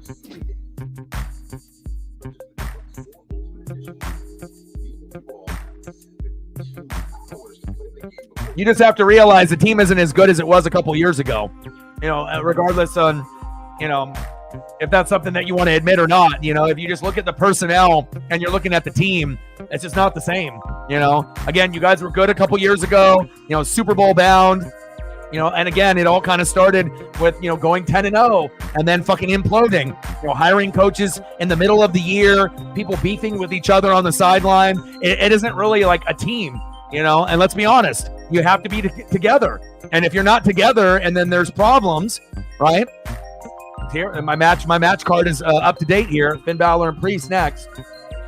But you know, you have to be on the same page, and to go 9-0, 10-0, and to implode, you know, and then obviously lose to us in the playoffs. You know, again, it's a hard thing to come back from. You know, and if we're really being, I know I got ESP, bro. I already told you, dude. Like, when are you gonna start believing that I got the ESP, dude? You know, the sports gods love me. You know, I say something, it fucking happens. Okay. Don't be shocked. Don't be surprised, bro. Come on now. I'm not at this 20,000 plus sub count for nothing. Okay. But I feel like, you know, with the Eagles and whatnot, it's like, you know, you had your run and you had your moment, but sometimes you know, you have to realize it's like if you end up getting to a Super Bowl or like an NFC championship game and you don't take advantage, you know, there is a real possibility that you may not get back there again. Or if you do, it may take a long time to get there, you know. It's like even with the Bengals, you know, with Joe Burrow, it looked like, oh, wow, this team will be back. And they haven't even been close to being back since, you know, their initial run with Burrow and the original roster. No Jesse Bates III, no Joe Mixon, no Tyler Boyd, and they're definitely paying the price. So we'll see where it goes.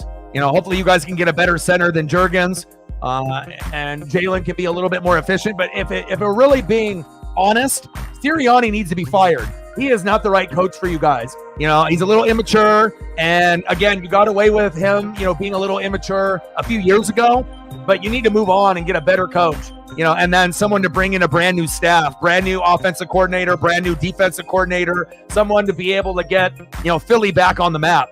Because otherwise you're going to just be neck and neck with the Cowboys. The Giants, Neighbors is great, but Daniel Jones is some dog shit, right? So the Giants will be last.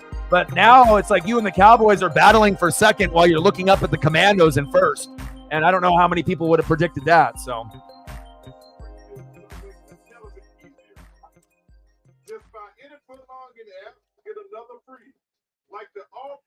yeah, that too. You know, and again, but you also saw Kellen Moore with some of his suspect play calling, you know, with Dallas in the playoffs a couple years ago. Remember Dak in that draw with no timeouts and they were at like the 50? You know, there's some play calling that Kellen Moore does where I'm like, damn, he's brilliant. You know, and I watched him at Boise State. I know he's a smart kid, you know, but I feel like with him, you know, he has to be able to run the right type of plays with the right type of players. And sometimes when you try to do a similar playbook with a roster that's different, you're not going to necessarily get the same type of results. Like doing the plays for the Cowboys, you may not be able to do the same type of plays for the Eagles, you know, depending on who's the O-line. And obviously quarterbacks are both capable, you know, Dak and Jalen. But if you've noticed, like Jalen isn't as crisp, you know, and the offensive line isn't as good. Now, the one improvement in Saquon, best running back you guys have had in a long, long time, no doubt, right? You know, and obviously injuries, you know, with A.J. Brown and Devontae Smith, offensive line being a little shaky, defense not really being there, you know, and things need to change.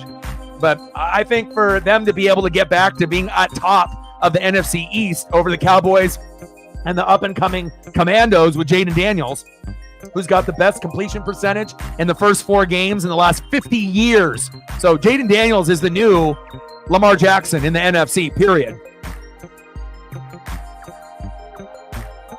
X-Pac in the building. Tully Blanchard in the building.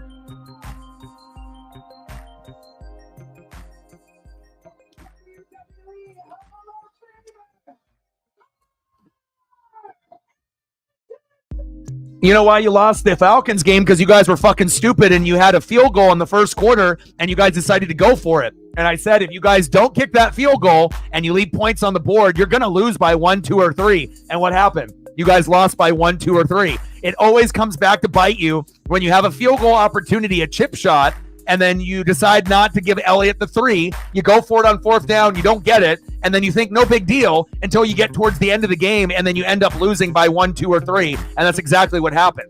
Anybody that loses points, right, you're gonna, leaves points on the board or goes for it on 4th down instead of taking the field goal, you lose typically 90% of the time because that's just the way the ball bounces later in the game. Yeah, but I do think Sirianni and McCarthy both need to go. Finn Balor looking like Kanye West out there. What's he doing with this mask? He looking like Kanye out there. All right, here we go. We got Lenny D's favorite, Finn Balor. He said, Bullet Club for life, brother. Finn with some gold around his waist. I know that makes you feel good. He normally doesn't have gold around his waist, or not that often. There's a few guys that maybe have deserved some more gold around their waist. I think the one guy that I would love to see, at least get celebrated is Kevin Owens. It's like, how long are you going to go without actually giving him the love and respect that he deserves? As the years go on, they're doing him dirty, kind of like Dolph Ziggler, where you got, guys that have talent and they have so many belts out there. But again, I feel like certain athletes get disrespected and they just take them for granted. It's like, Kevin Owens is going to show up and give you the intensity regardless if he has a belt or not.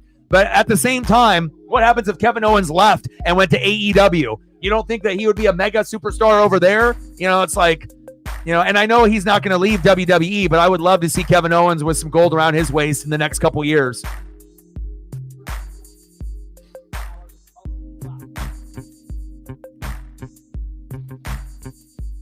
Exactly.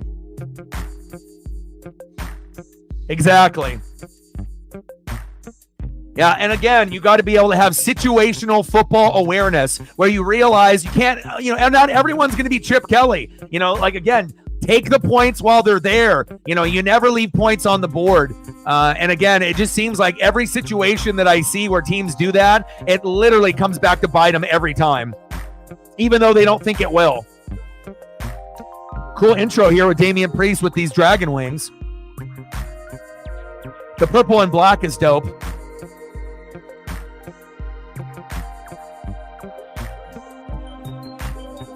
And obviously going with the red and the black because we're at Bad Blood instead of the traditional purple and black, which he has at the top, but on the bottom with the red.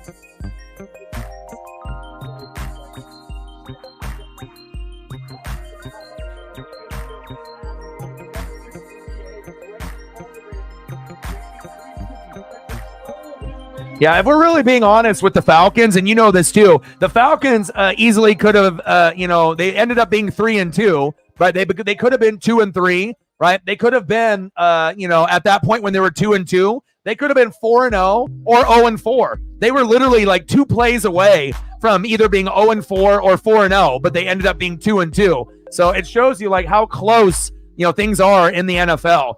One bad play here, one bad call here, anything could happen. Little baby. All the rappers are in the building. Yeah, love me some Scott Hall.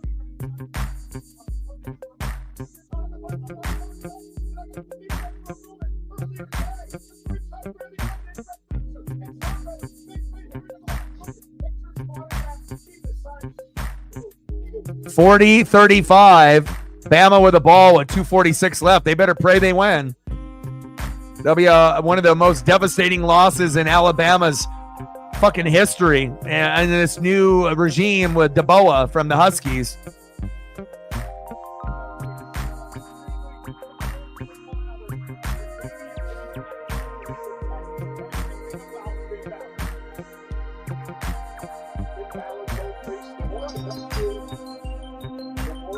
Finn Balor with a little F under his eye. Cool gear by Damian Priest. He's not wearing a bra or some type of mesh, cut, type of gear that looks like it's more female oriented. Like for Rhea Ripley, he actually has something that looks like a male wrestler would wear for once. Good. Paying a little homage to Scott Hall and Obviously with the bad blood, with the red and the black. I like.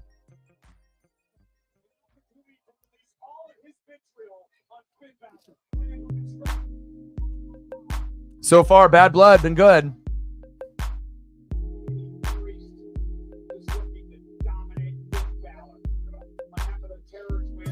Yes.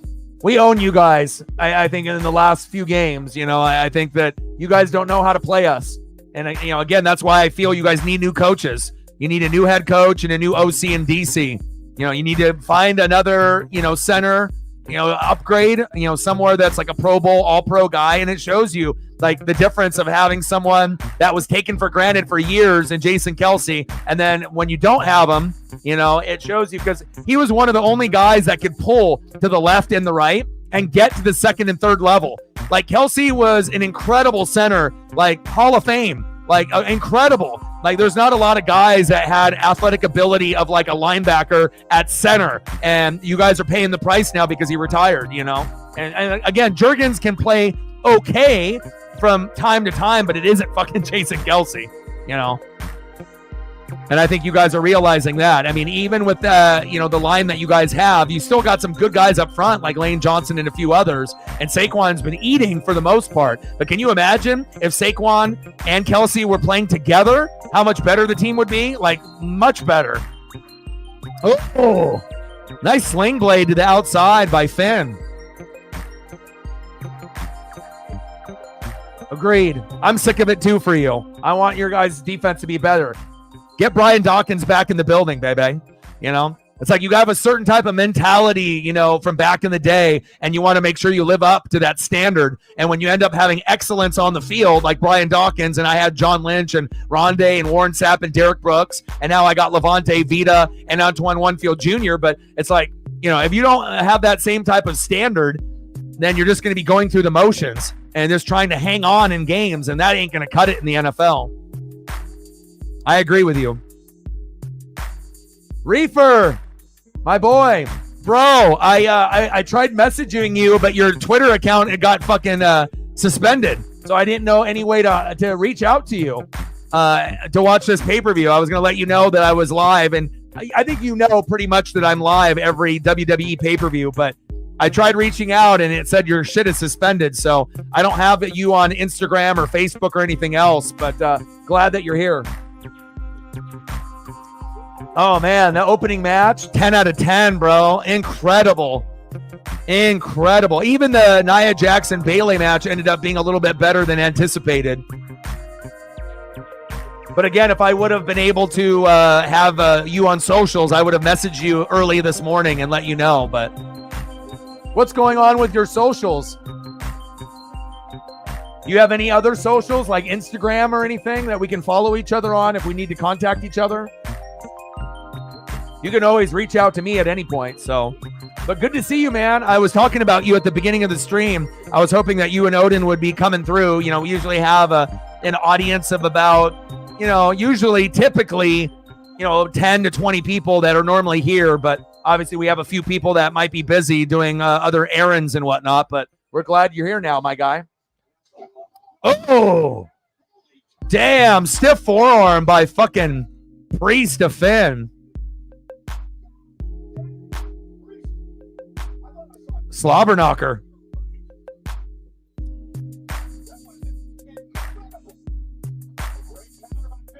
Nice. Very smooth execution by Finn. And a 1 count. Didn't even get to 2.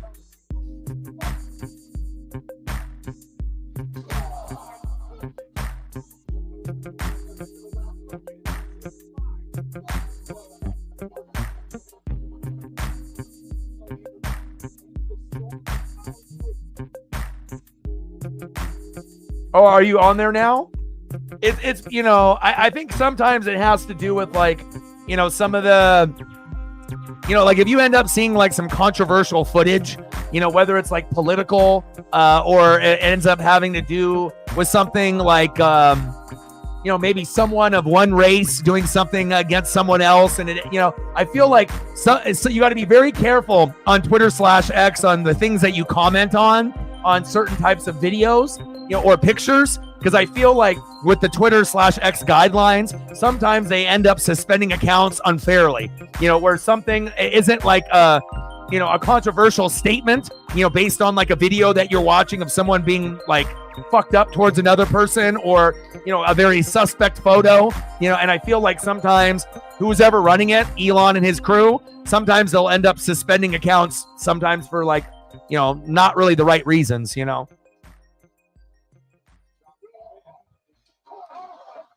But you're back on here now? All right, you're back now. All right, yeah, because I can click on your name now and it allows me to send you a message. Awesome to have you back, my guy. Priest? Oh.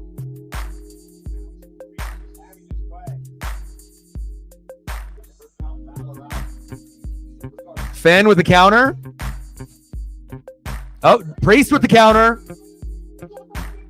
Broken arrow. 2. You're back, baby.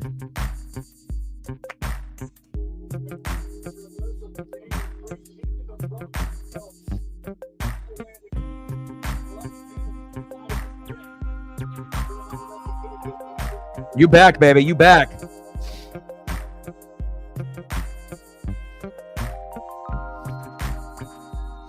I mean, and I think also like on Twitter/X, I mean, there's going to be plenty of, sexism and racism and just fucked up shit, that we see in this world. And, it's just sad that, that shit exists to this day and it's never going to end, and I mean, obviously if they're going to have free speech, on there, and they're going to try to not, be as strict as maybe as it was before, but still, you still to this day see certain things that accounts, being suspended temporarily or permanently for either the right reason or for not even a right reason, for the wrong reason. But you're back, baby. Bad blood in the building.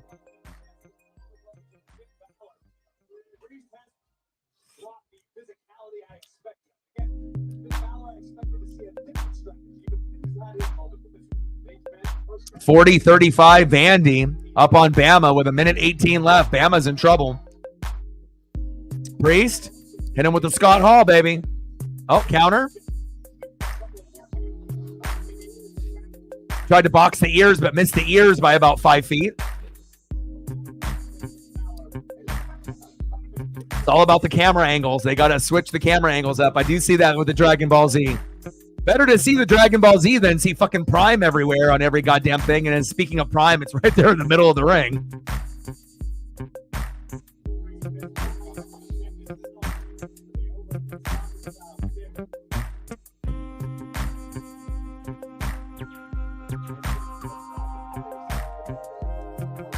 I see. You also have to be able to read the room sometimes too, Matt. Because a lot of times if we're doing like a baseball stream or a wrestling stream, like I said, you have to understand there has to be a time and a place to be able to go over certain things. Like everyone's watching the pay-per-view but you, so you have to understand, like you might love college football and you might love play breakdowns, but you have to have some like awareness, on what's going on in the stream that we're doing. There's not going to be a lot of people that are going to care about play breakdowns and college football when we're watching a WWE pay-per-view. You have to read the room, even if you're not in the room physically. You have to be able to read the room in the comments on what's going on. Going over, college football breakdown type stuff is not the appropriate time when we're watching a WWE pay-per-view, my guy. Yes, it was very bloody.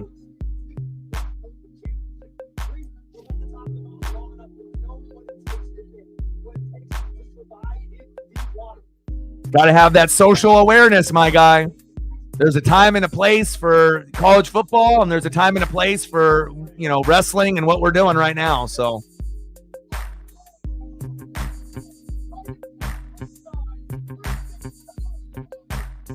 just like when you were making posts on Twitter/X, months before, football season, and you weren't really getting any traction. And then you started doing it like right before the season and during the season. And now you're getting traction because it's the right time. Timing is everything. Here we go. Oh, little razor's edge. I love that.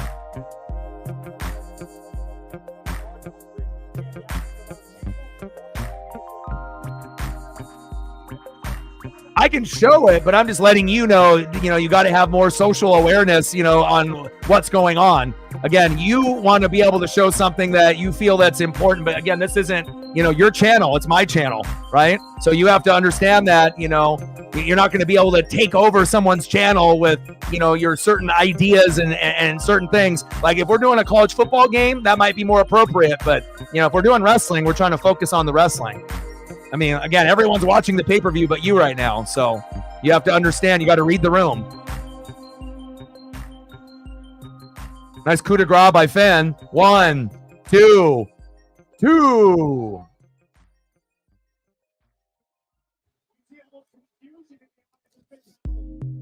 Finn, he's like, why are people running in? The eye black running down his eye.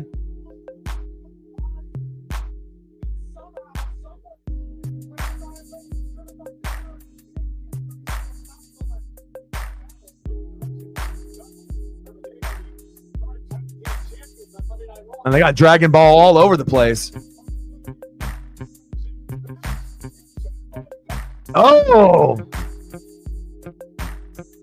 Carlito. What's cooler than being cool?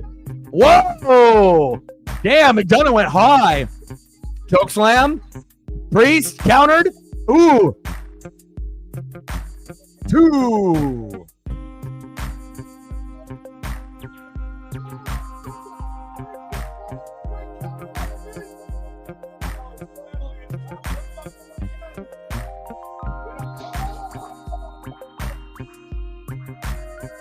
I'm just trying to, help you out so you understand, when you feel like people are like ignoring you or not like chatting with you, it's because people are busy, watching what we're watching, on whatever it is. Going over college football stats when we're doing a baseball stream isn't really appropriate. Going over college football stuff when we're doing a wrestling stream, it's not the right time, You got to be able to, have the right timing for the right event.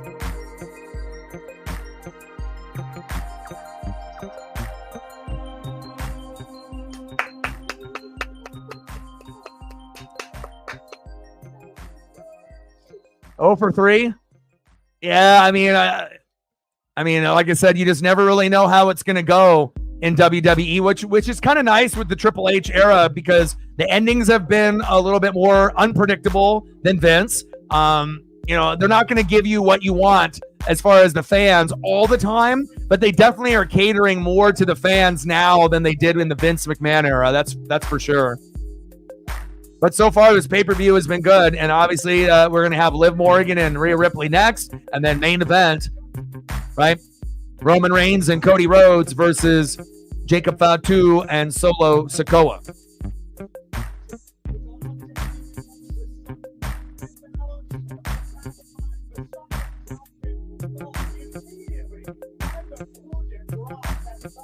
And anytime you end up having kind of an unsuspected loss, or win, it always might end up leading to another match, and so it's like you might end up having, not just one match, not just a payback match, and it might end up being like a 3 or 4 match type of thing, depending on how they want to end the feud and, how many times each individual wins before they actually end the feud and start a new one.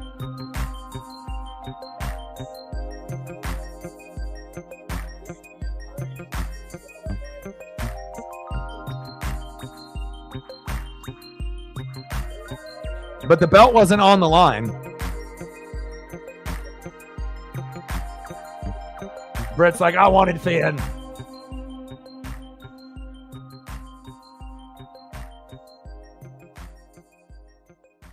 Yeah, they are making... Well, after, them breaking up, I guess they have to be able to choose their allegiance, Is it going to be towards Priest and Ripley?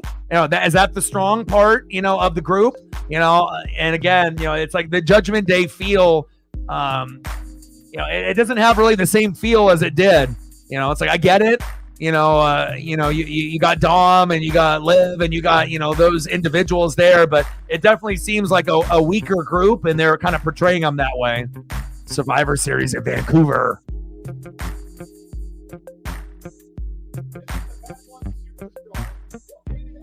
You know, and maybe at some point or another, the Judgment Day may not exist. They may just end up disbanding altogether, which is kind of a damn shame because it ended up being one of the better factions that WWE created within the last 5 years. But as you know, just because a faction gets created doesn't mean it's always going to be there. And we have a final 40-35 Vanderbilt. Alabama is some dog shit. How do you beat Georgia and then you end up losing to Vandy the next week? Unbelievable. College football is wild.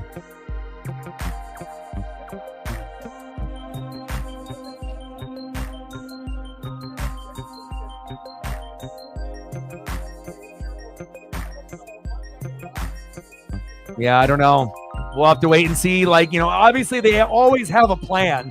And, you know, WWE always has a plan on where they're going with the storyline, whether it's for the fans or their personal agenda. But it'll be interesting to see if, you know, Judgment Day does exist down the road or if they completely just get rid of them, you know. Vanderbilt was not ranked, unranked. So it's like you had one of the best games of the year with Alabama and Georgia, right? 2 of the top 3 teams overall. And then you end up losing to Vandy the next week. Not good. And if we're really being honest, in Judgment Day, the strongest piece in Judgment Day, hands down, was Ripley. You know, that was the strongest piece. And that might be kind of, you know, a little rare to have a female being the strong piece over everyone in the group. But, I mean, it's very clear. I mean, that's the face. You know, and you have others that are in the group. But, you know, Ripley is definitely unique and special in her own right.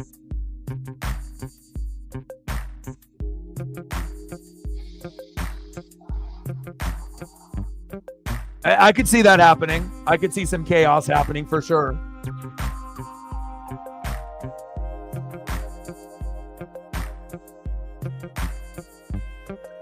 Triple H, time to play the game. The game. It's me, Triple H. The greatest in the world. Time to play the game.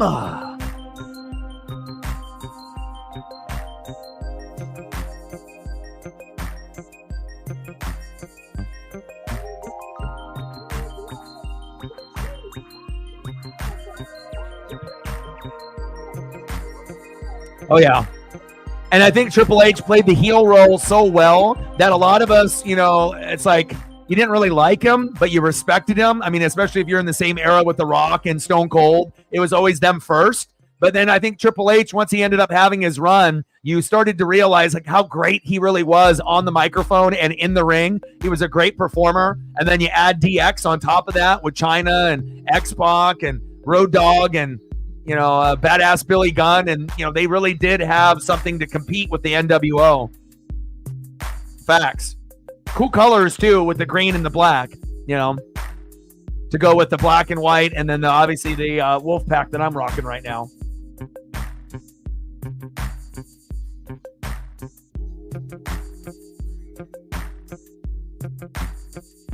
Yeah, women's mid-card belt. They started to roll out some new belts and more belts, right? We're going to go on to Netflix in fucking January.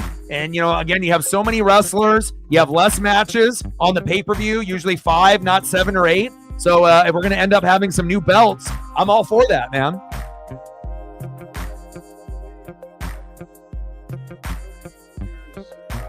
Yes, women's intercontinental, women's you know, like, you know, USA Championship, you know, or Intercontinental, you know, you got to be able to mix it up here. Terra Rising, I remember him. US title and IC, yeah.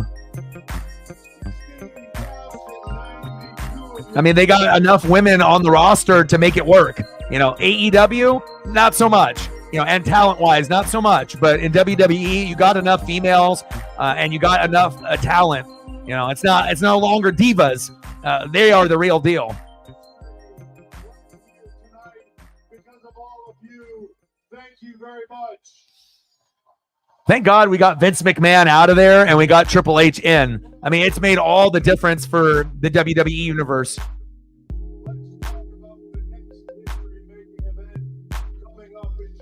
Yeah, it only looks like one belt, so I would assume Intercontinental for women's if I was going to take a guess.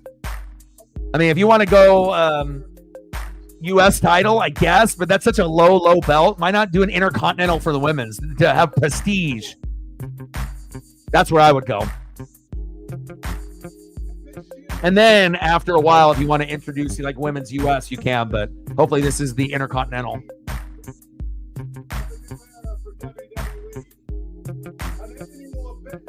That will take place with Crown Jewel, where our reigning WWE champion will face our reigning world champion. For both the men and the women. And now here's the catch. Neither title will be on the line, but I promise you, there will be a definitive winner. And that winner will be crowned 2024's Crown Jewel champion. Wow. Look at that belt. That belt is large and in charge.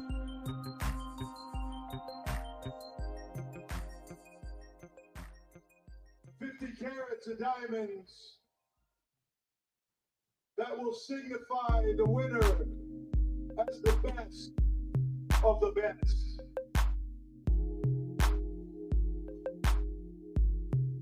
Nothing is going to look better than the WCW Big Gold, but interesting. Gunther, aka Walter.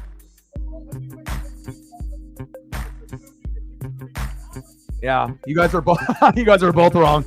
We were all wrong.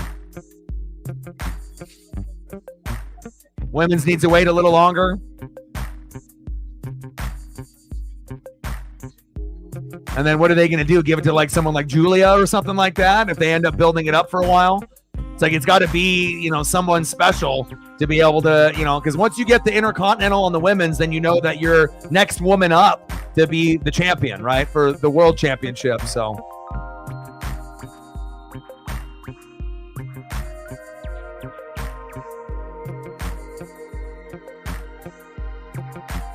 I'm not sure if I really like the shape of the new belt. The shape of it is a little awkward. I mean, it is sparkly as hell, and I kind of like the green meshed with the gold. But it's just kind of a unique shape. But I guess that's what makes it kind of cool,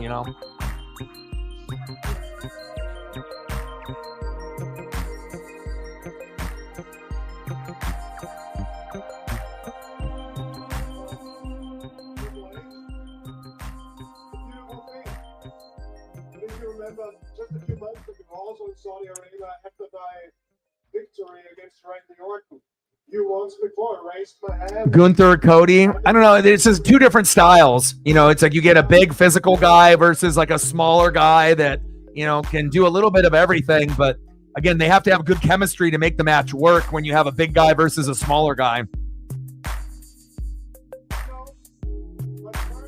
Because obviously we know Gunther can't just wrestle Drew McIntyre and Sheamus over and over. Like, you got to fight guys of, different stature, different height and whatnot.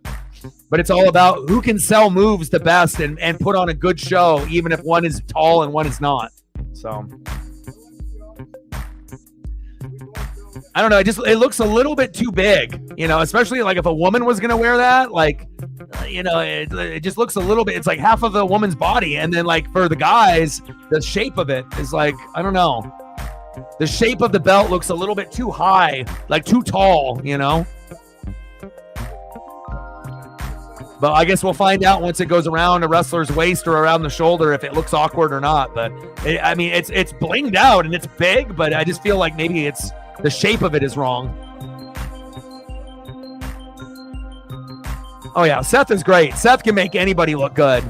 Seth is great at selling and he can work the crowd. But I mean, obviously Seth and Cody is more entertaining than Seth and Gunther, as far as like wrestling styles are concerned. But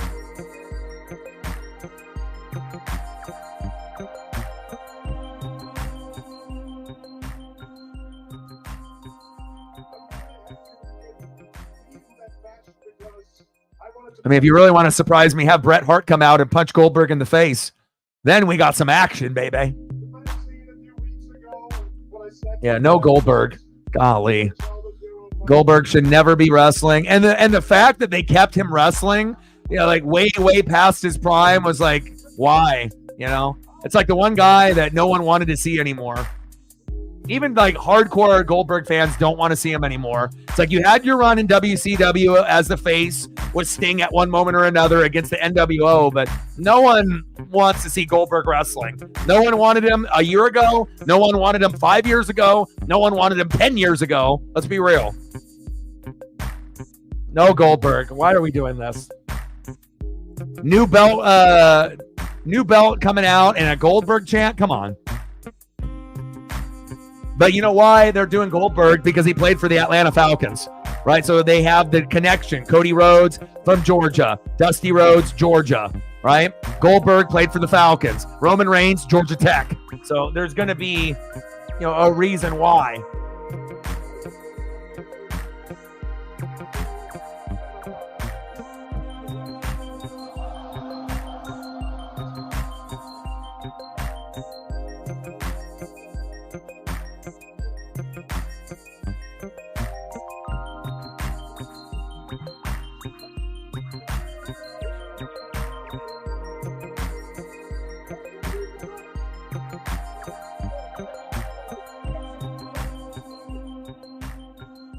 But one thing I will give Goldberg, he's still in good shape. He still works out like every day, you can tell.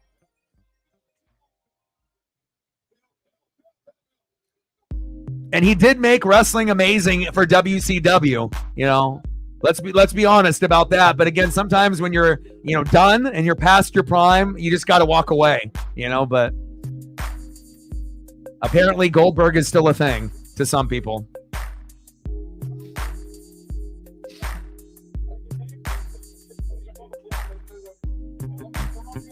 Yeah, where's the Sun? Is the Sun going to come in? I mean, we are going to see George Kittle in the WWE at one point or another. There we go, Sammy! My boy! Beat that ass. Love me some Sammy.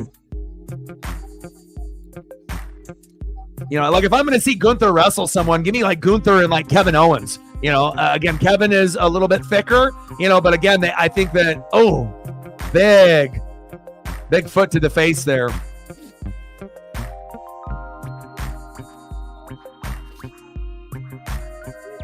And I know Gunther, had the IC title, and Gunther definitely deserves to be celebrated. But for me, he's a little boring, like wrestling wise. I mean, I could think of about 10 other guys I would rather watch.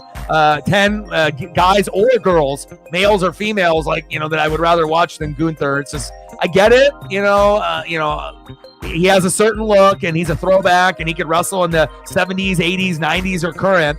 But his wrestling style and him on the mic, it's just not really for me. Give me Drew McIntyre over Gunther any day. Gunther and Goldberg at Crown Jewel. That's just why? Because what, internationally, overseas, people still want to see Goldberg, but no one cares about Goldberg in the United States. But if we go to like Saudi Arabia or we go somewhere else, like they think Goldberg is still like a megastar. Is that what it is? They're misinformed over in Saudi Arabia and everywhere else internationally. No one cares about Goldberg anymore. Yeah, they must have paid Goldberg for the appearance.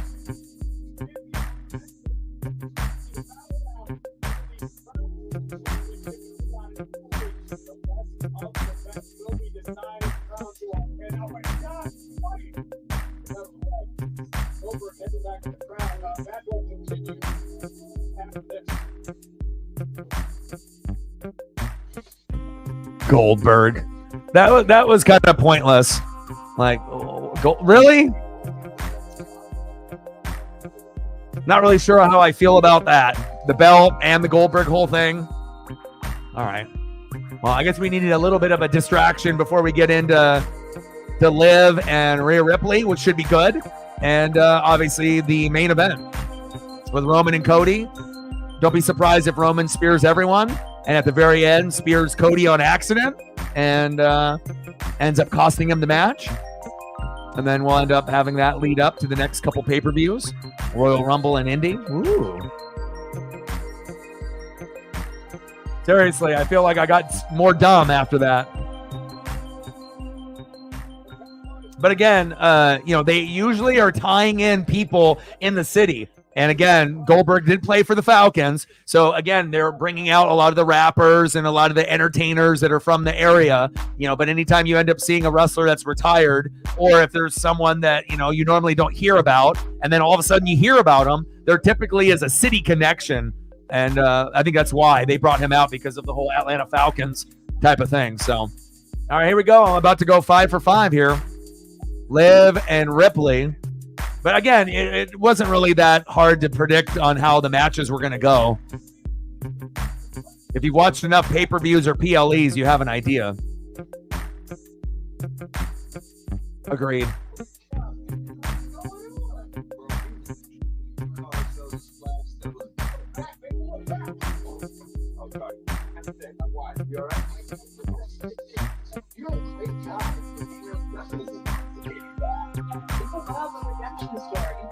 But you know what people love even more? A train wreck. Maybe even a tough step, which is not like really.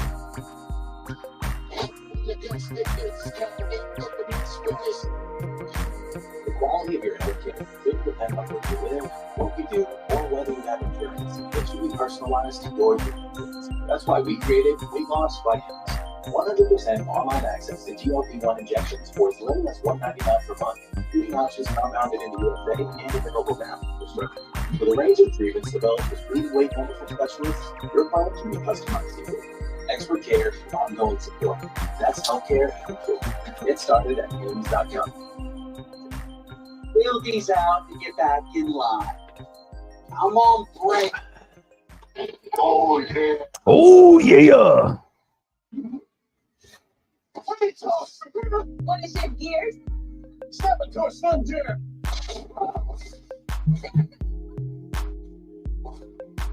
Dom in the tank. Man, I wish they would have done like an Intercontinental for the women's and whatnot. Because if you do an Intercontinental for the women's, then it'll give a little bit more direction for like Bianca and Jade Cargill. So instead of like being like a tag team or feuding with each other, then you can start, pushing some of these other wrestlers for like another belt, and obviously you're still going to have others that are like Charlotte Flair that we would assume will be back at some point. You got new wrestlers like Julia on the up and up, and, Roxanne Perez and a few others that at some point are going to, you would assume, get a little bit more of a push.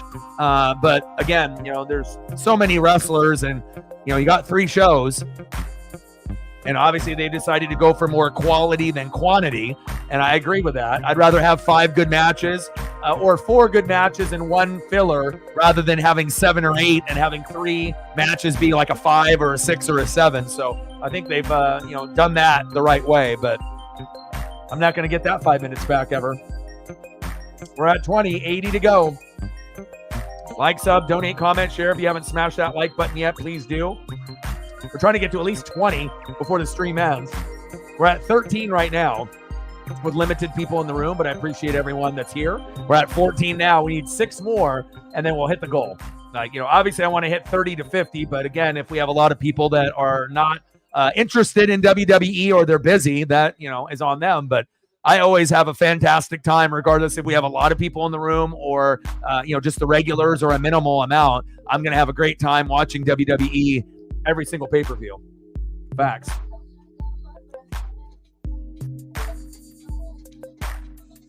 And I'll be up early tomorrow morning watching the Vikings and Jets in London at 6:30. I imagine a lot of y'all probably won't be, but I'll be up. And then obviously I'll do a couple reaction videos. We'll end up doing the Steelers and Cowboys in Pittsburgh. Fields versus Dak Prescott should be fun. Could be a shootout. And then we end up having the Chiefs and the Saints. DDP.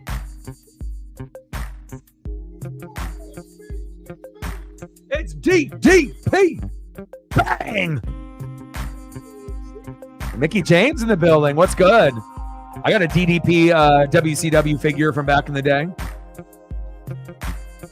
Oh, Big Papa Pump. Look at him. He's like, let me look sophisticated with the glasses, baby. Big Papa Pump. My boy. Well, they got a lot of the goats and the legends here in Atlanta. I love it.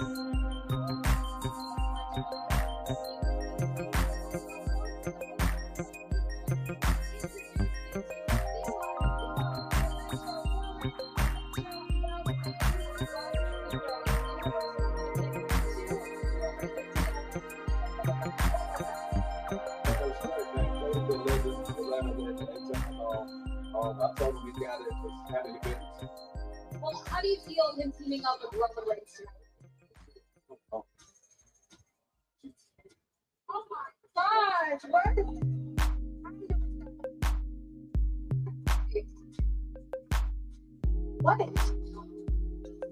What? Girl, you stank. Girl, you stank. So you got power bombed into the trash. Why they gotta be doing Chelsea like this?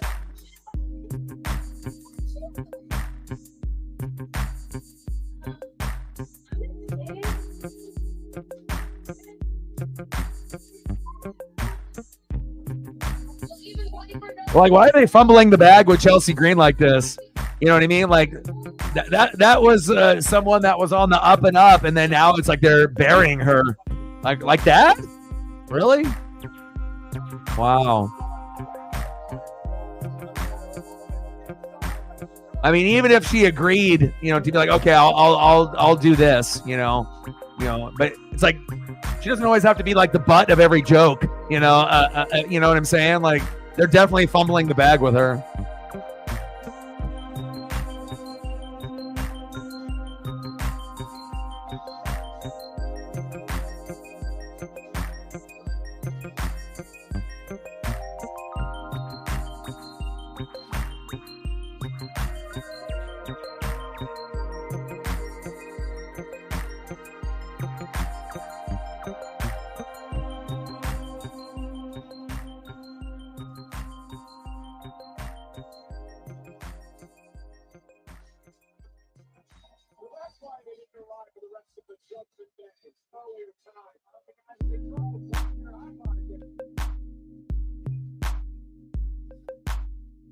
Dom coming through like fucking Eddie with the lowrider.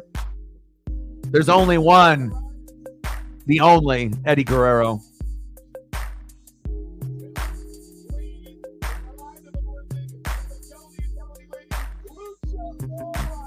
Yeah, I think he had like 13 tutties going into this week. Yeah, he's incredible.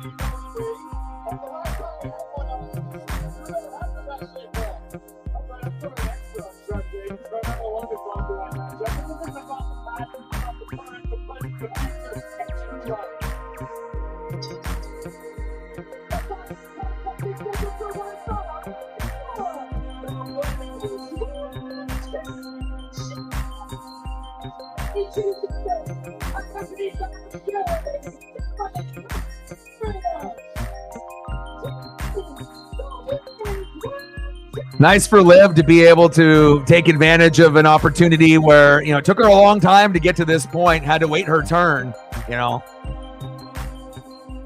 And if Mandy Rose could have had a little bit of discipline, you know, maybe she would be in the situation where Liv is at, you know, at this particular point. But, you know, you have to realize what's important to you, you know, photos and other things for money, or trying to be able to establish yourself in the wrestling business.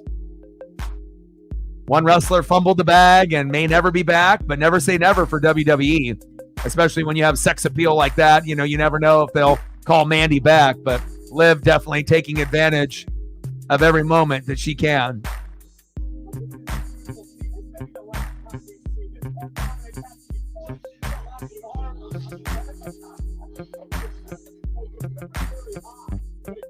Yeah, Dom's wife has to be, right? there has to be a little bit of a trust there, right? But we obviously know a lot of these wrestlers end up hooking up with each other behind the scenes and whatnot, on the road together all the time. And, definitely in this type of business, I would assume it's much harder to be disciplined and faithful unless you really are fully committed to your partner. So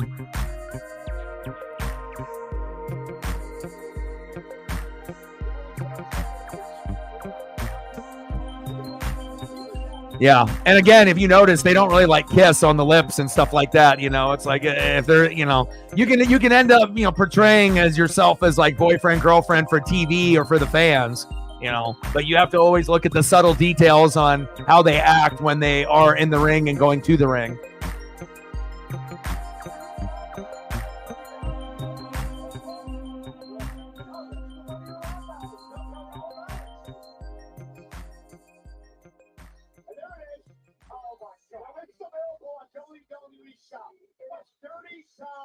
Toilet paper. You could use it to wipe tears away. You could use it to take your makeup off. You could use it to maybe wipe your hands down, or you could actually use it to wipe your.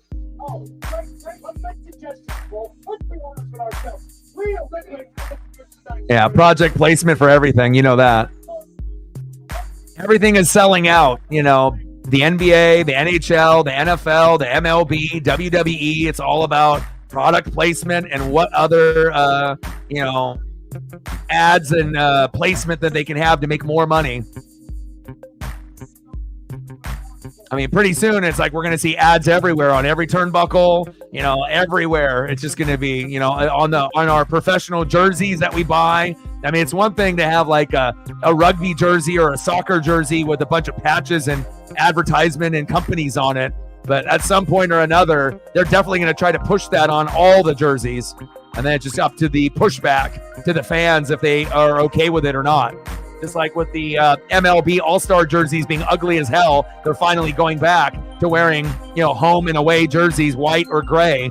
And that's something that they should have always done. They got greedy thinking that they were going to make money off the All-Star jerseys for that one particular game, but they've been so ugly that no one's been buying them and people have been complaining. So at least the MLB is self-aware that they shouldn't be doing shit like that. So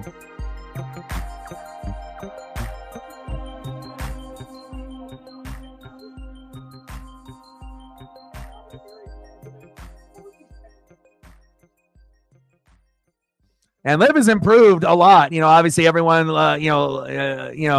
sees Liv and, they think she's a pretty face. But if you actually have seen her development in the ring, she used to be very raw and, there was potential, but she didn't really have, all the tools, at one point. But she's definitely gotten much better. If you go back to see the footage of her, 3, 4, 5 years ago to where she's at now, it's a pretty drastic improvement. And that's obviously a lot of the hard work that she's put into the ring. And if they didn't think that, she was good enough, sometimes you got to be more than just a pretty face. You got to be able to work the ring as well. And she has definitely done that.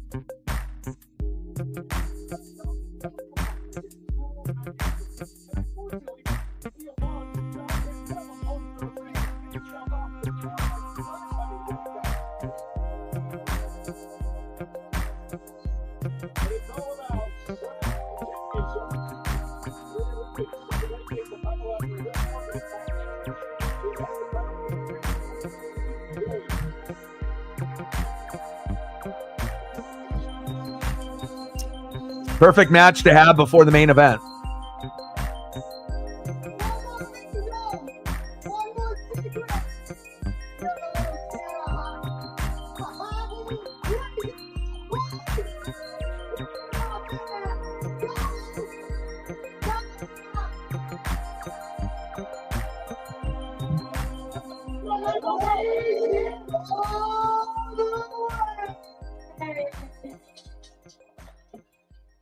This is cruel and unusual.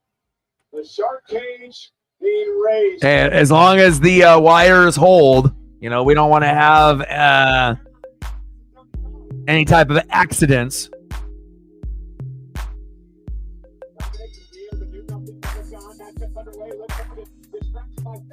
Oh, Nice little missile drop kick there by Ripley.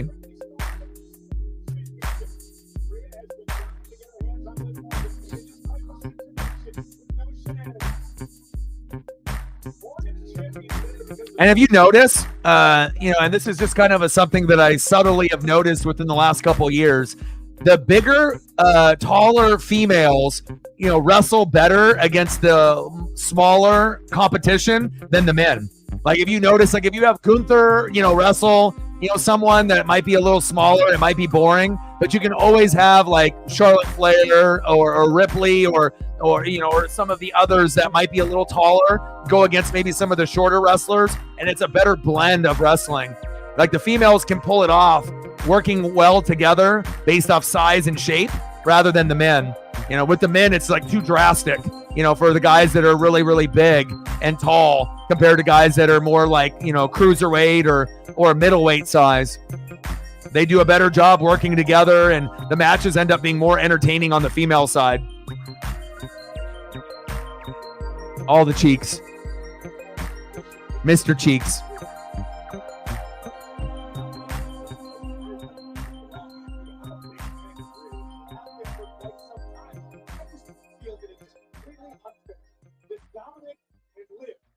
Yeah.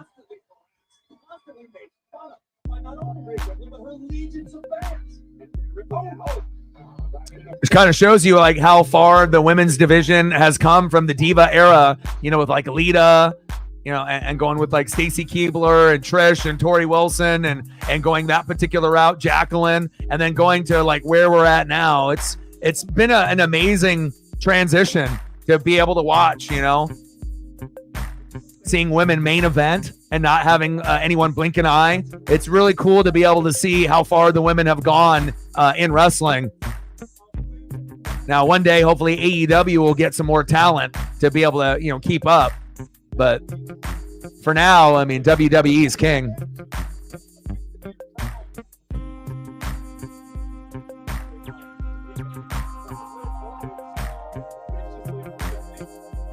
Yeah. The taller men wrestlers, they're not as athletic, they don't move as well. That is very true. They're too slow, or they can move faster, but they just choose not to based off their persona or their move set.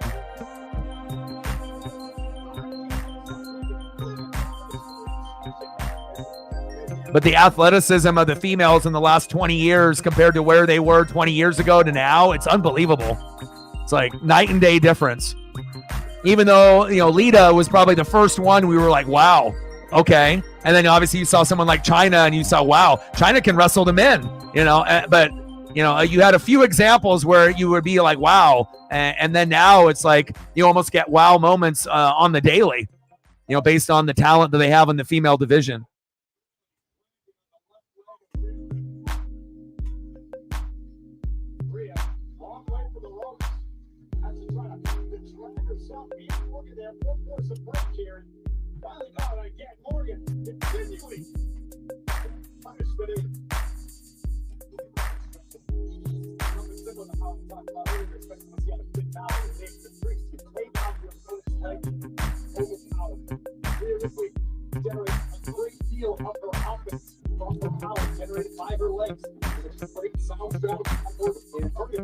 Yeah. But I mean, really, the women for show, might have been more like Sable, Tori Wilson, Stacy Keibler, where it was like sex sells and they were sexy, right? But then with like Lita and Trish, there was like a little bit more that was there, like a little bit of a preview of what was to come in WWE years down the road,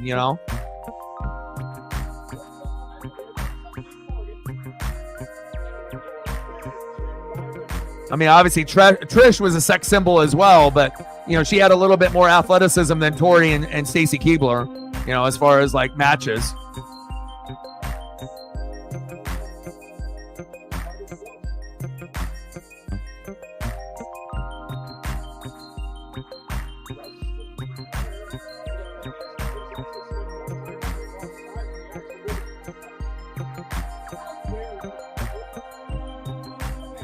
Yeah, but also too back then, wrestling was different with Vince McMahon running the show.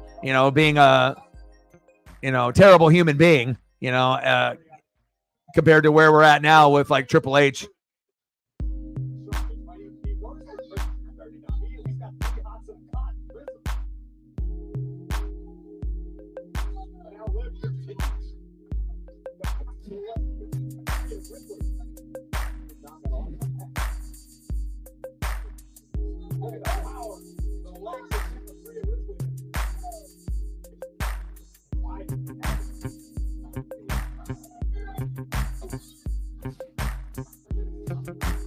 Yeah, Becky Lynch.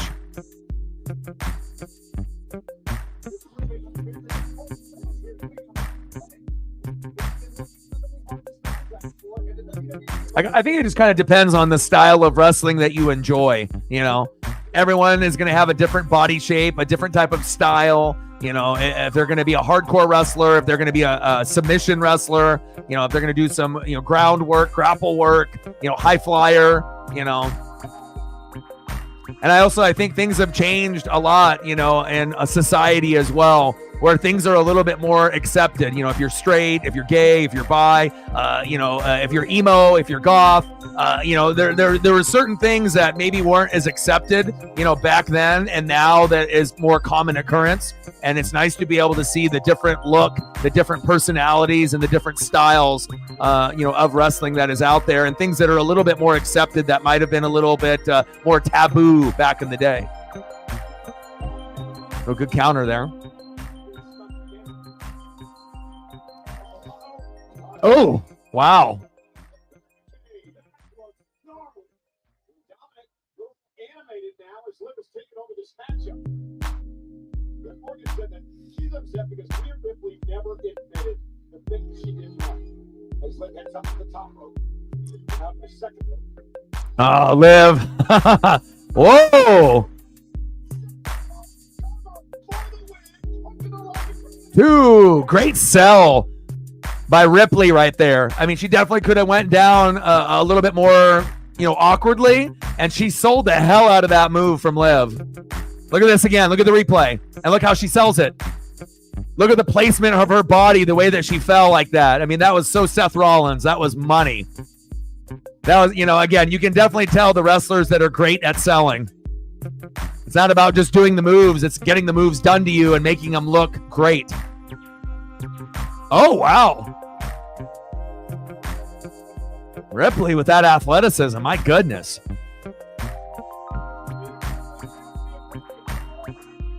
Yeah, Liv is 1,000 times better than she was 3, 4, 5 years ago. That's very true. Because I had Liv more like kind of in that Becky Lynch category early on, where she wasn't as smooth and it was kind of robotic and whatnot. But if you look at Liv now, she's more smoother as a wrestler than Becky. Becky still is a little robotic, you know, out there. I mean, nobody is as robotic as like Ronda Rousey when she first came in, you know, but Becky still kind of moves like very robot-like. And Liv has definitely gotten a hell of a lot smoother in the ring. But again, more practice, you know, and ending up getting more opportunities, having gold around the waist, you know, and obviously the more opportunities, the better that you're going to get.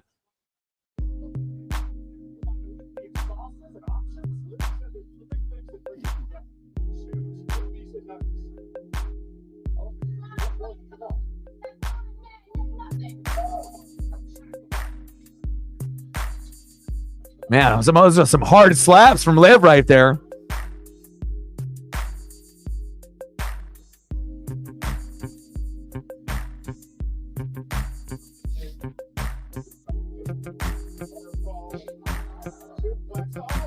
Oh, baby. Here we go. Nice, Liv.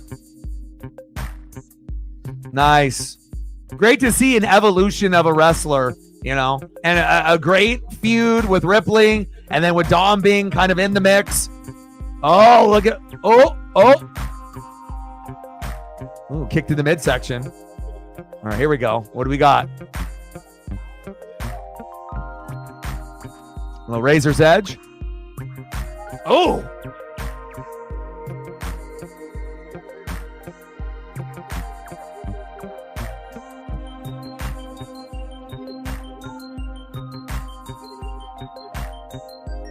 Dom jumps out and breaks his leg.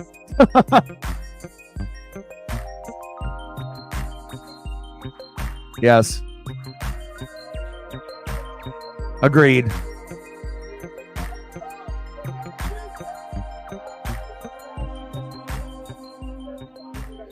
Yeet.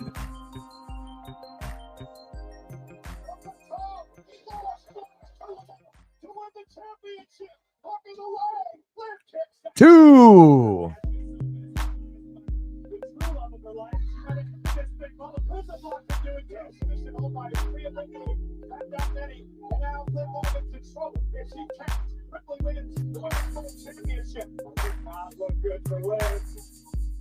Gotta feel horrible for Dom having to look on as this is happening as it unfolds. Liv Morgan trying to drag herself to the bottom rope to force a break, and she does. Well, Dom got the door open, what did it do? It's like trying to escape from mountain trap. Where are you gonna go? Well, if you remember in the last, few matches and, pay-per-views, it's, she's been trying to sell a little bit more of an injury, or she may actually have some type of injury. These wrestlers are tough. They have a minor injury. They might still, keep things going unless they end up having something that's really significantly wrong with them, like a tear. Some stuff is for show. Some stuff is real, but they definitely push themselves. Cool kid in the building. What's good?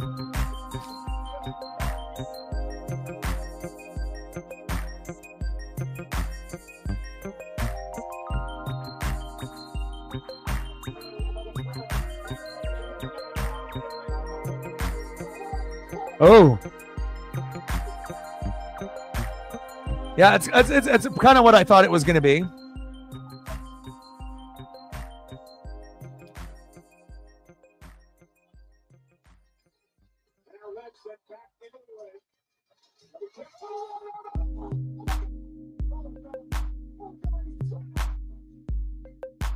Dom.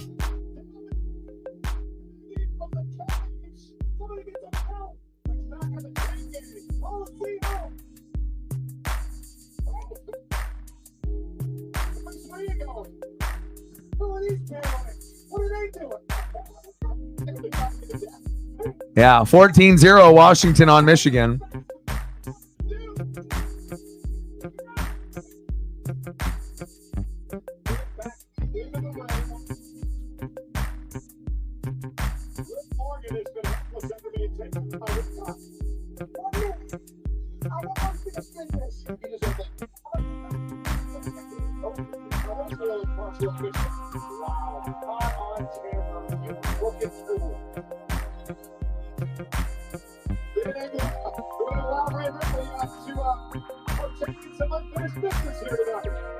Oh, what do we got here?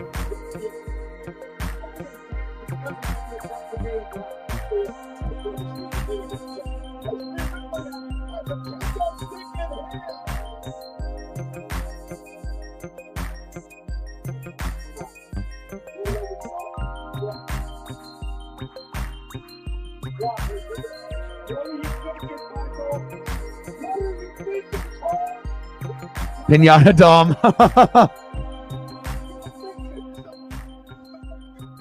But where's the candy, though?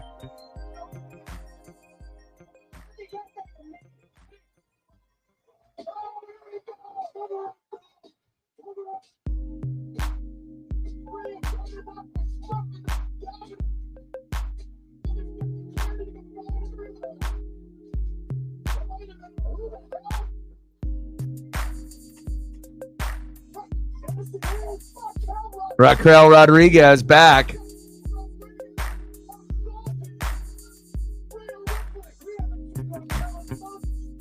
You already knew there was going to be a surprise at some point or another. And now the match ends with no winner, just like Britt predicted. Britt's got the ESP, baby.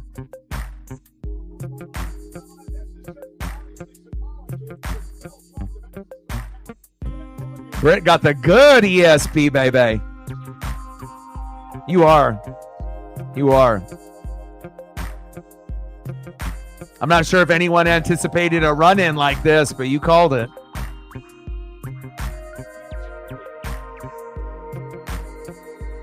But there was a little foreshadowing when they interviewed Liv earlier, when when she said, who, she had feuds with and who she tagged with and whatnot, and obviously the feud, building up with her and Ripley. So she did mention her, but I don't think we really thought anything of it. And then lo and behold, there she is.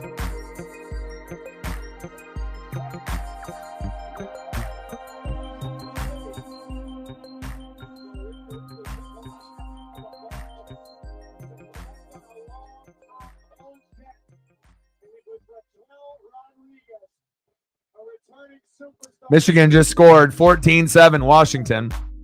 USC up 7-3 on Minnesota.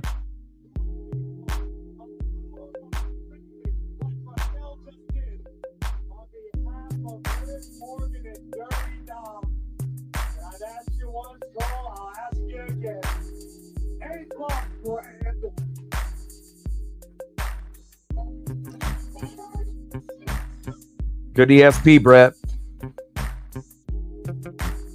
Brett.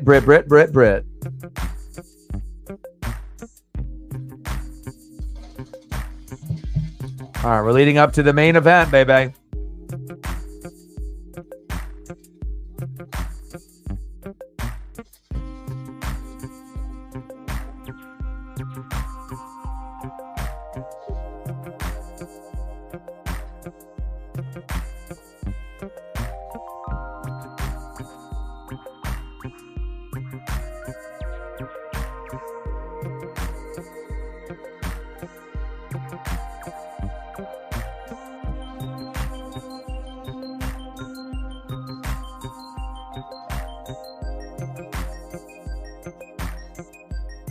Let's go. Getting close to main event time as they clean up everything. Get Dom all disconnected. Get the cage out of there. Get everything situated and ready.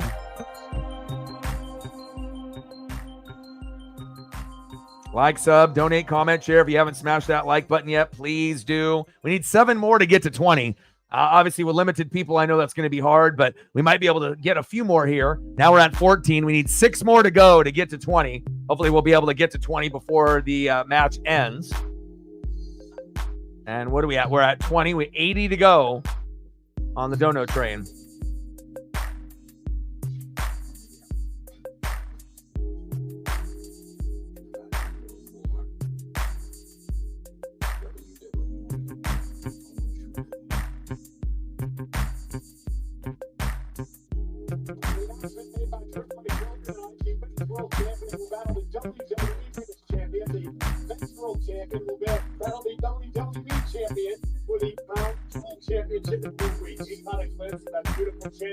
Earlier tonight, Triple H said 15 carats of diamonds. Talk about valuable. The best stainless things at Crown Jewel, Riyadh, Saudi Arabia, on Peacock.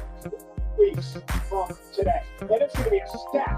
The Q-Box coming up to WWE. We head to Vancouver, Corey, for Survivor Series. I cannot wait to head to Long Island, New York, the Nassau Veterans Memorial Coliseum. We're bringing it back Saturday night. Come on, Monsoon. And then we go to the Royal Rumble in Indianapolis on February 1st to start the road to WrestleMania. Allegiant Stadium, Las Vegas, Nevada. It is going to be wild out there. And the first 2-night Summer Slam. Upcoming premium live events, baby. Survivor Series.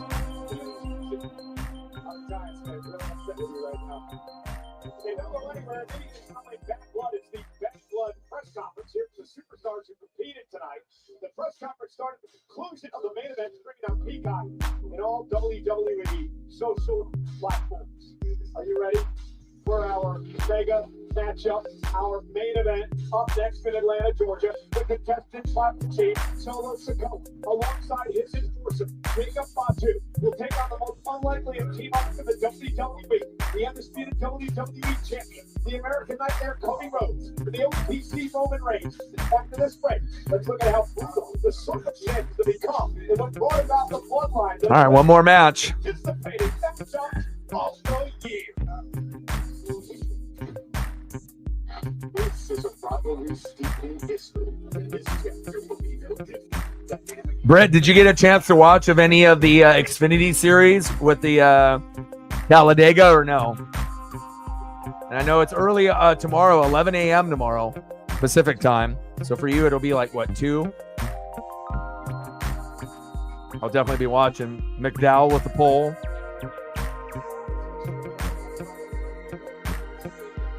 Chase in 11th, huh?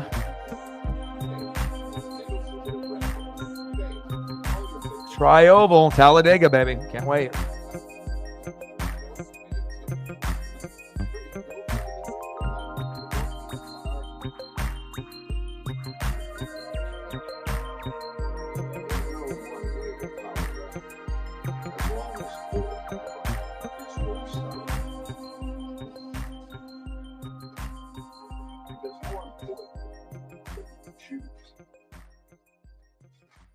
What do you choose to do with it?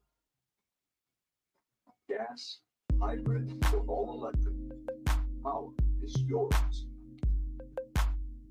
He keeps his face everywhere. You witness it. Slash onto you. Let this thing use me. Smile too.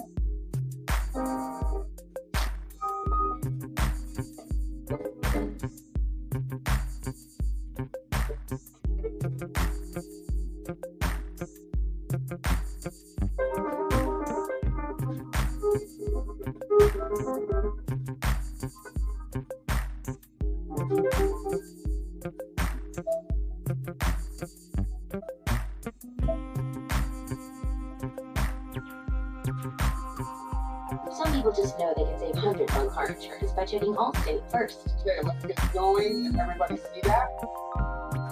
Like, you know, to check your desktop first before sharing your screen.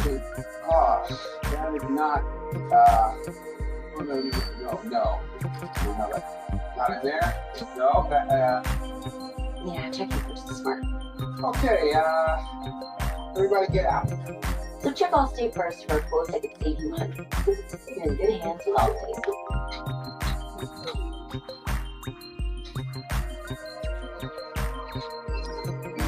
Ah, parade. Sounds fun. I'll probably end up messaging you tomorrow at some point during the race, so. But I definitely will be watching. Hell, I'll probably be up for that fucking Minnesota New York Jets game at 6:30. I don't know if I'll wake up right before kickoff or if I'll just naturally end up waking up. Maybe I'll wake up after the first quarter. I don't know. Kind of depends with Paisley and how she's doing. So sometimes we wake up super early. Sometimes we, we'll stay in for a little bit. But I got to get that early walk in and then usually eat a little breakfast and then do another walk and then typically stream and then do a walk late at night. So lots of exercise. But it's good for the mental health. I don't think I've ever felt this good in my life, ever.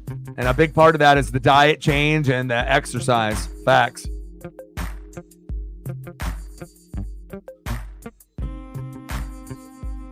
Talladega, of course I'm watching. I mean, I'm not going to stream it, but I'm definitely watching Talladega. And then I'll be live for Sunday Night Football. But I'm definitely watching. But I didn't get a chance to watch a lot of the Xfinity, though. Jacob Fatu, Solo Sokoa.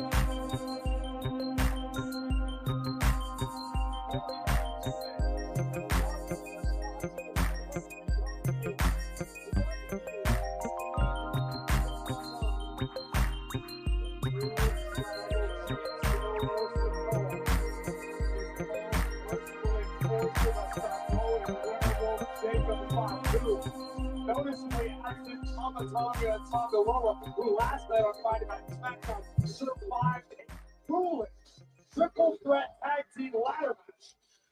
And the team, remember, Tonga was kicked around an announce table. Jacob Fatu's athleticism is ridiculous.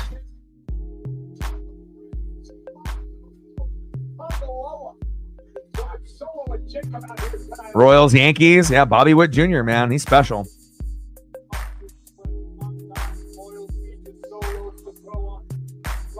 Loves his o'clock, you and Solo Sokoa look to defend their run. I just got chickens. Chickens stare down the smoke. This match tonight is presented by Wendy's new Saucy Nugs. Make the nugs you love and Saucy Nugs. Buy them all today. For a whole new rate of nugs, it's gotta be Wendy's. Yeah, I don't think. Yeah, Solo isn't really the greatest wrestler, but character-wise, I agree to that.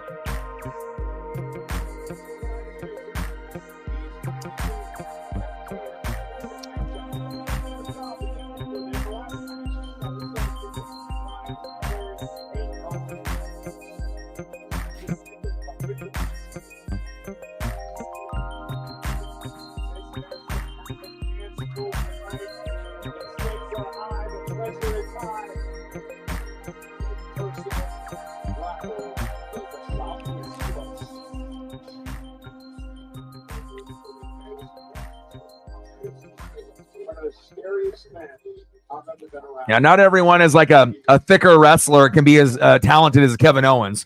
You know, for the people that have that type of body shape, you know, you have to have the extra, you know, and to be able to show what you can do.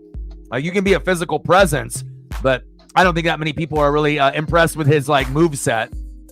But as far as like, you know, talking shit on the mic and just being that aura of a guy, you know. But they ain't Cody and they ain't Roman.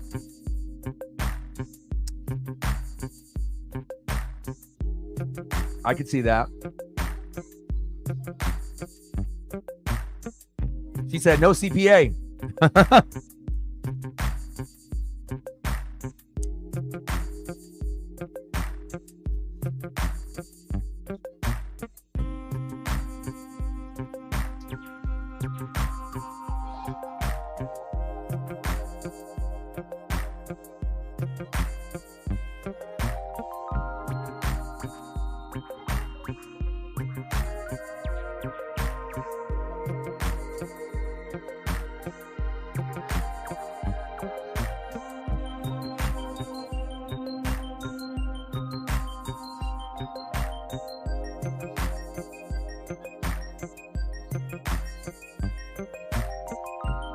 This whole ban thing is a little unnecessary, but I get it. You know, you're trying to be able to showcase as many people and brands as possible, but not really a need for it. But, you know, it is what it is.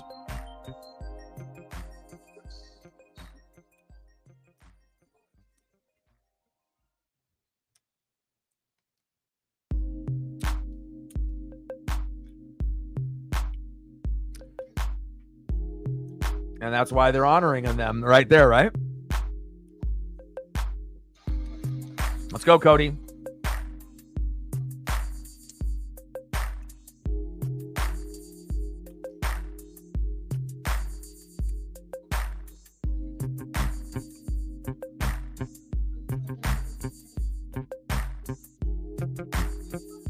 You got the mask going on.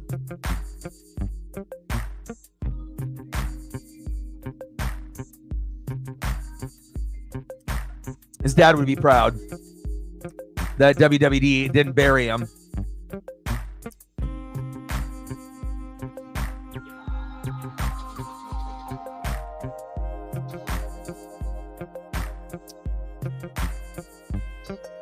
Let's go.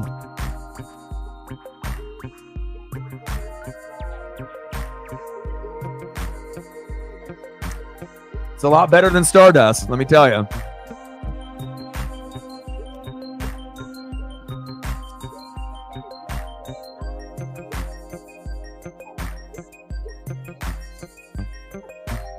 Cody's got that passion, you know, and when you have passion for what you do, it's not something that you can fake. You know, you can just genuinely tell, you know, that he loves what he does.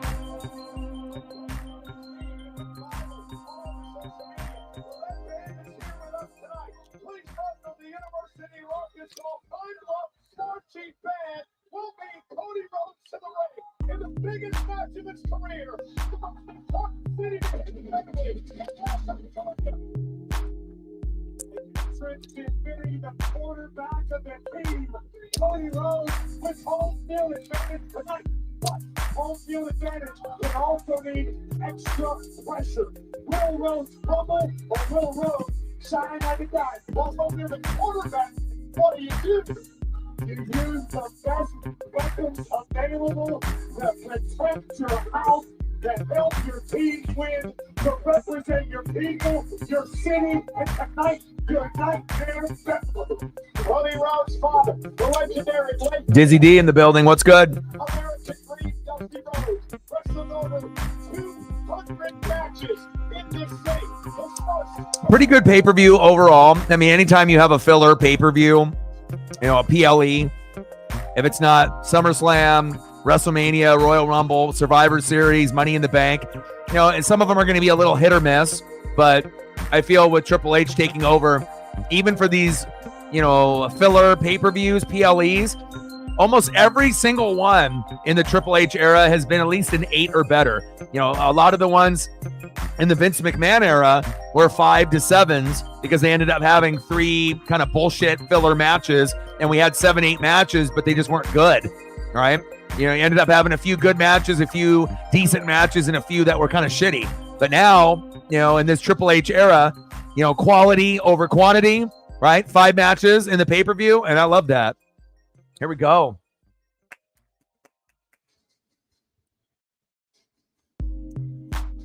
Remember, Roman Reigns played for Georgia Tech. Cody and the family have Georgia ties.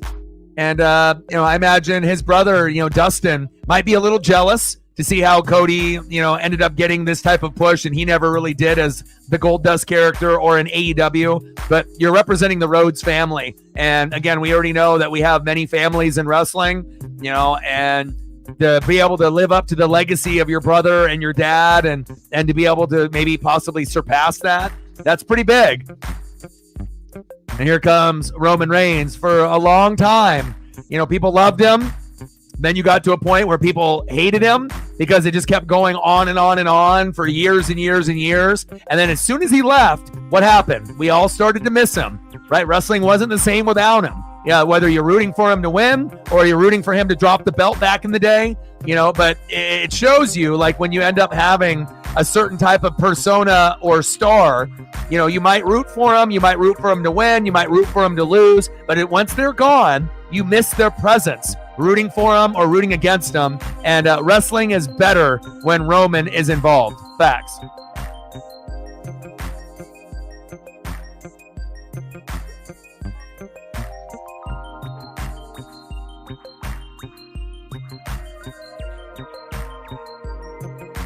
Let's go, baby. And I like that Roman got the deal with Jordan Brand with the shoes and whatnot and the logo. Pretty cool. Think about how big you have to be in wrestling to get partnered up with Jordan Brand as like a wrestler, to be like taken seriously enough where you know you can make money off a wrestler. I mean, obviously The Rock, Stone Cold, you know, there's going to be certain guys that have that it factor, and Roman definitely does. Hell, you could do it with Cody Rhodes too, and it would sell.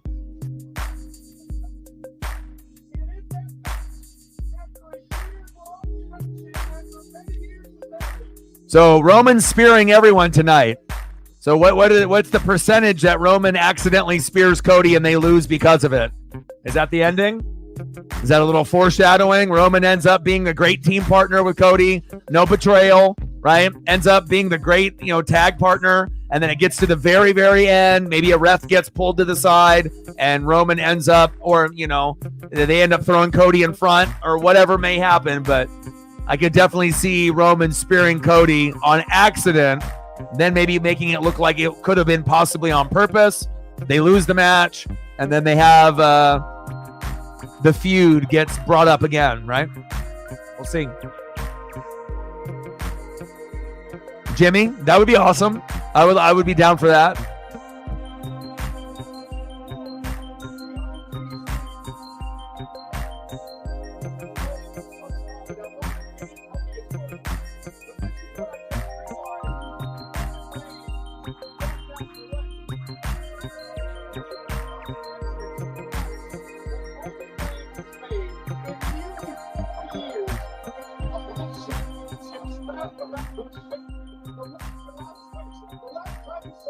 Are we ever going to get Brock Lesnar back in wrestling? You know, with the scandal with Vince and everything else.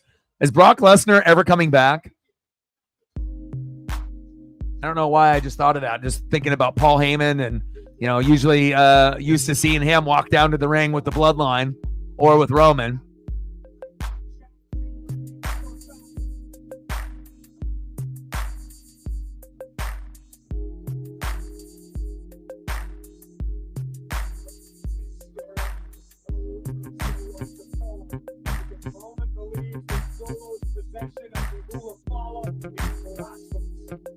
Yeah, like maybe not maybe like not this year, but like, you know, ever. Are we going to see him ever again? I mean, we already know, you know, he loves being private. But Brock is still a draw, you know, in wrestling. I mean, I don't really necessarily like a 5-minute squash match, but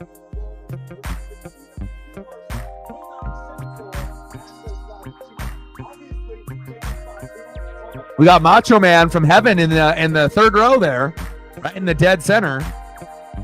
I didn't know Macho Man was making an appearance. Oh yeah.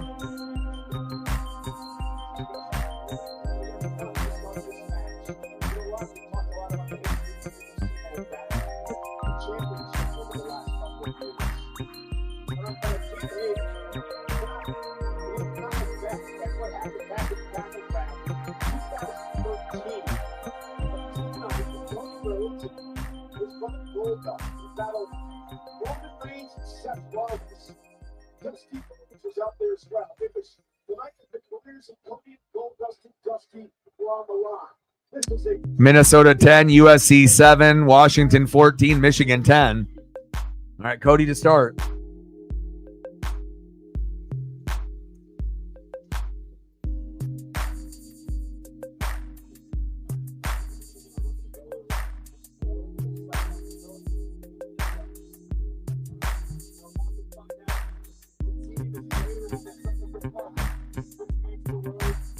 All right, here we go.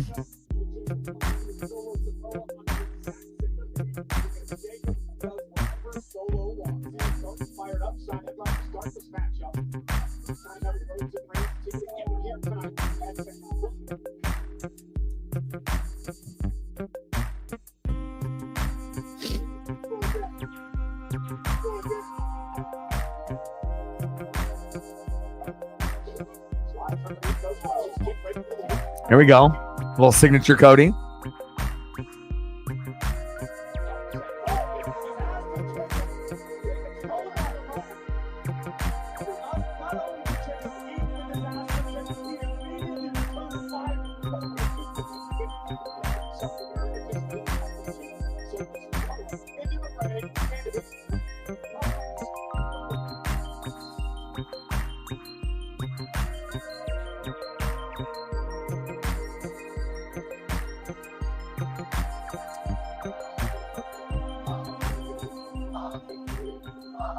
Okay, OTC, baby.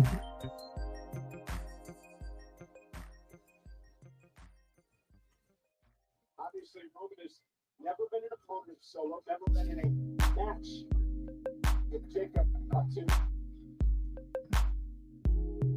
Now we reset.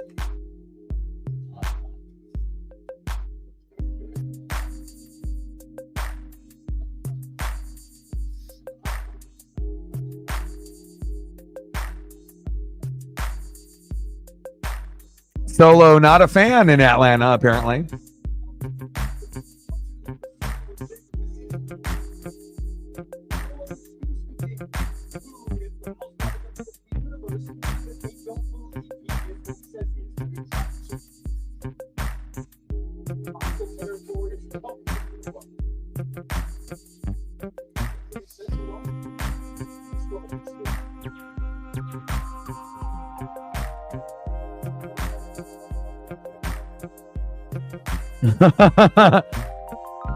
Tag him in, baby. You already know what it is. It's a matter of time. It's cool kind of to be able to see wrestlers that are almost like larger than life you know, where it was like that on the regular for us kids in the 80s and 90s, but now it's not that common where you're going to see someone that feels a little bit larger than life, you know, based on how they've been booked and their progression in the business. But you got two of them on the same side right there with Cody and with Roman.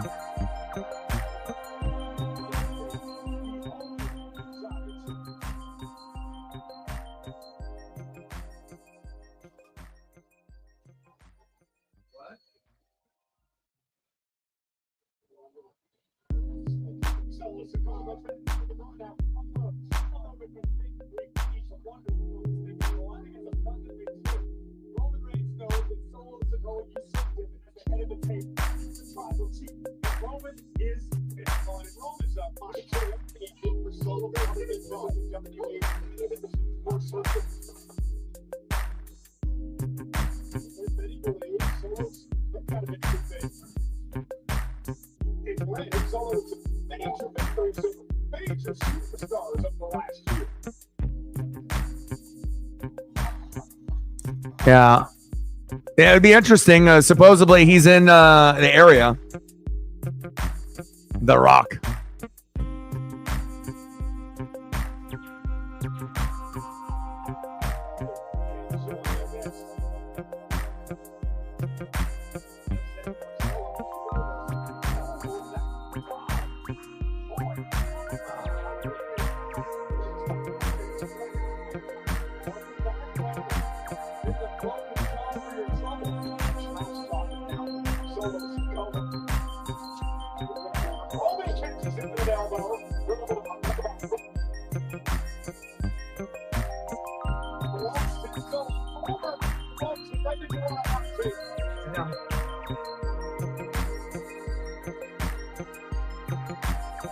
Basically just woke up from a nap.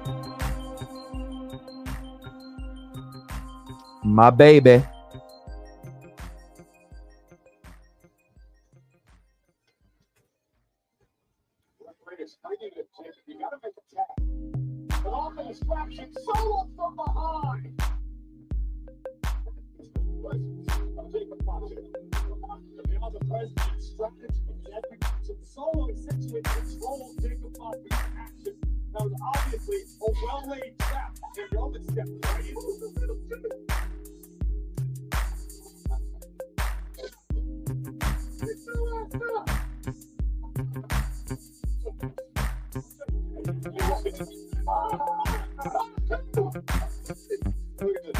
She just wants snuggle time with dad. Plus, I got a brand new sheets and a brand new pillow and a brand new throw blanket. You know, those really, really soft ones that you can get. It makes so much difference. You know, I don't think I have been really sleeping comfortably for a while, and then when you end up getting a brand new pillow, brand new sheets, brand new blanket on the top, man, I've been sleeping so good. Paisley is living her best life with dad.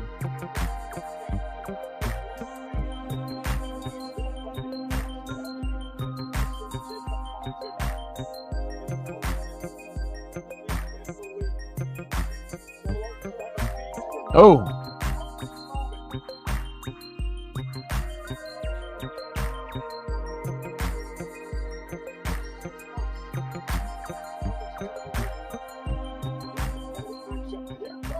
Almost done, Paisley. Oh.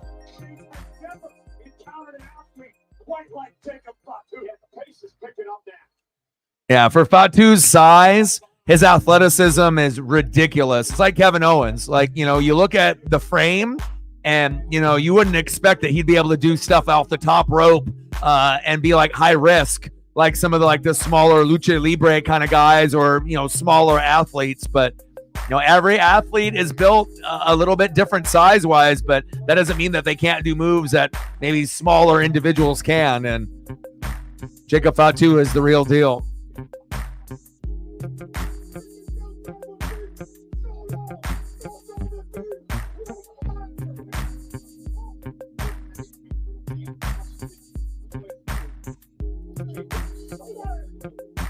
Man, USC Minnesota tied at 10. That's crazy. Washington up 14-10 on Michigan.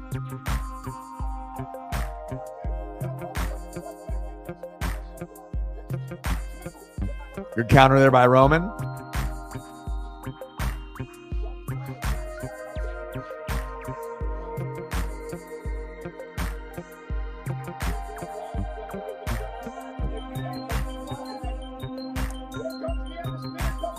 Cody back in. 5 more likes to get to 20. If you haven't smashed the like button yet, please do. And we're at 20, 80 to go. Nice power slam by Rhodes.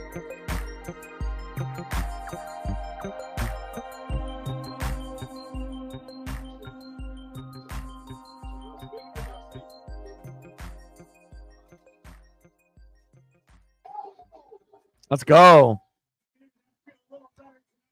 Pay homage to Dad. I love it.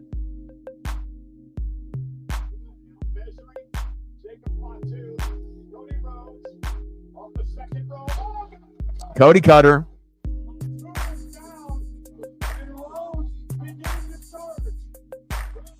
He's hulking up.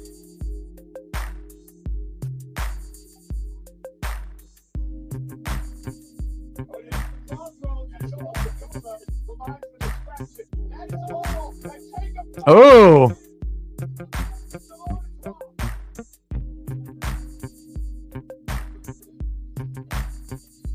Oh, really? Oh, really? Wow.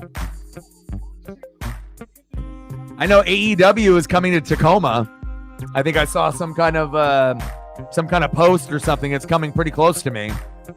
I mean, I don't got money to go see that, you know, but it's interesting that it's so close. It's only like an hour and a half away from me. Now, if like Kenny Omega and the Young Bucks and all my favorites were there, then maybe I would try to figure something out, but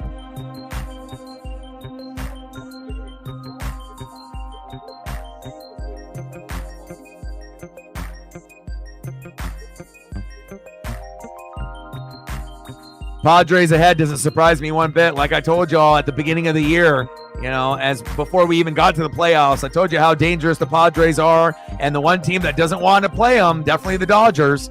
You know, Phillies wouldn't like it either, but Phillies got their hands full with the Mets apparently. But you know, the Padres legit is probably the only team that would be able to the Dodgers, you know, definitely fear, you know, because they know the Phillies could beat them and they know that the Padres could beat them, and you know, everyone penciling in the Dodgers and Yankees in the World Series is a little premature. We don't really know what's going to happen yet. Now, as far as like the popular players, Ohtani and Judge in a World Series would be crazy, but I just don't know if we're going to get that. It's all about pitching and defense. Who's got the best pitching and defense will be there.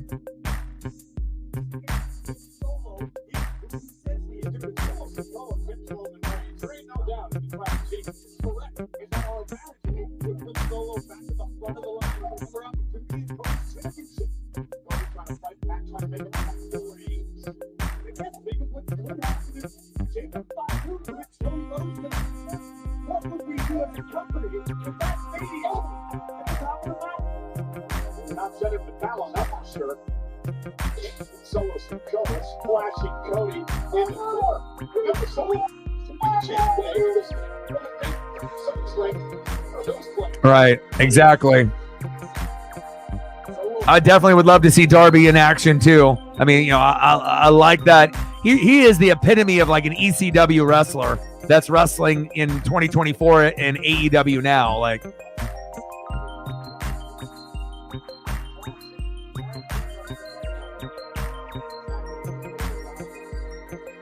plus, I haven't even been to a Duck game this year, and I don't know if I'll be able to go to one. Definitely can't afford the Ohio State tickets, but you know, maybe Washington at the end of the year, maybe.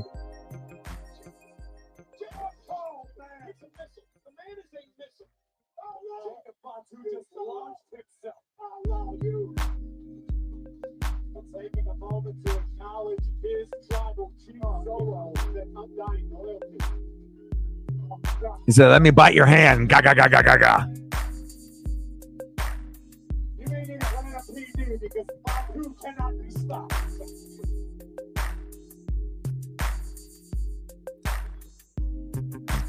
Roman waiting patiently to get tagged in at some point here.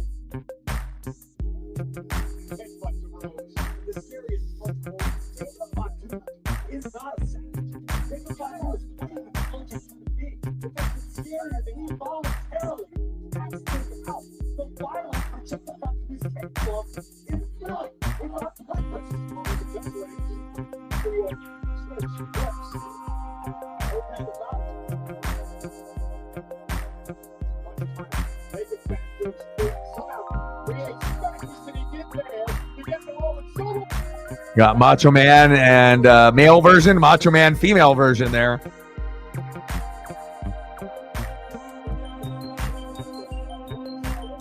I imagine the people that are sitting right behind Macho Man and Macho Man are pissed. Like, sit the fuck down. I mean, I get it. You know, it's like you want to be able to stand out and get on TV and whatnot, but you don't want to be able to be that guy or girl that's like ruining it for someone else.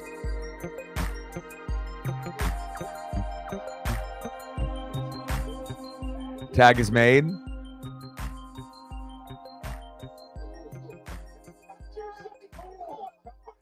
Oh.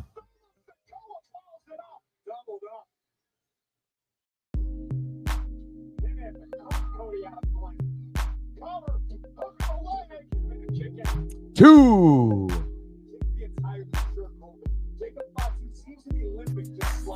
I wonder if that harkens back to when he put Cody Rhodes through the table so viciously, so violently that Jacob actually injured himself in the process, yet still continued to show up week after week and week after week. Walking without wildly, but not to tag it here solo.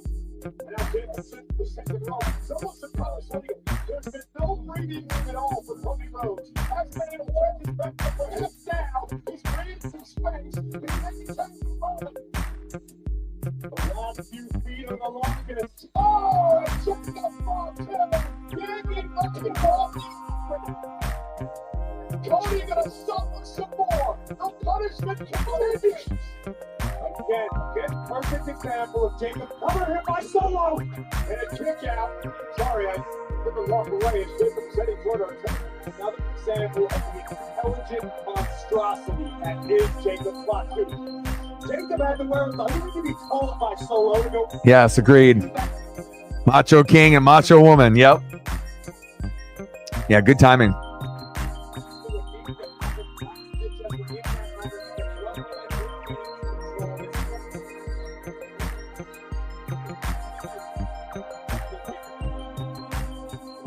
Macho King got that big ass crown just right in the view of those people right behind him.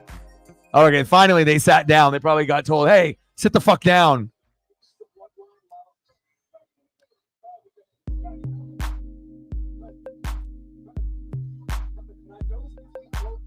Especially when you got like a little kid that they're right in front of. Like, let that kid enjoy, you know, being able to see the action there instead of having your fucking big ass Macho King crown in the way.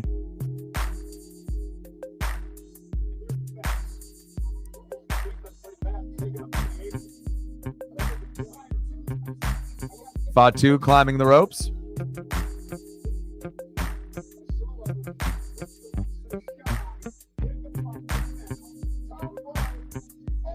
Oh, good counter.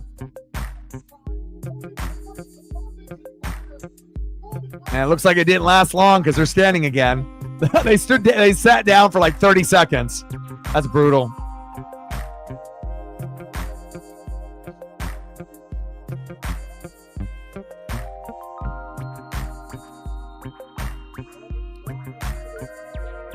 They even got the Wendy's advertisement on the outside. Golly, they're selling out, aren't they? Unbelievable. I mean, it's one thing to have it in the ring on the apron and on the turnbuckles, but even on the outside of the turnbuckles, golly. Wendy's, Wendy's, Wendy's, Wendy's. How much money do you think they paid to have that spot? Here we go, Roman.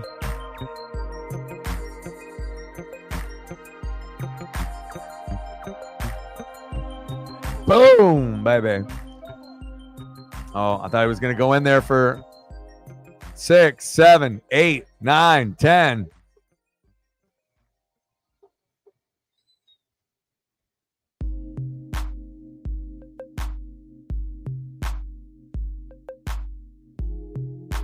It is a little weird, you know, to see Roman without the belt after seeing him with the belt for years.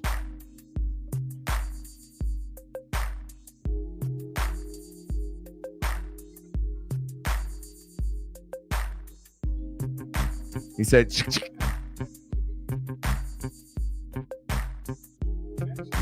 show me, baby. Oh, Superman countered. No Samoan spike. 2. There we go. There's the Superman punch. 2.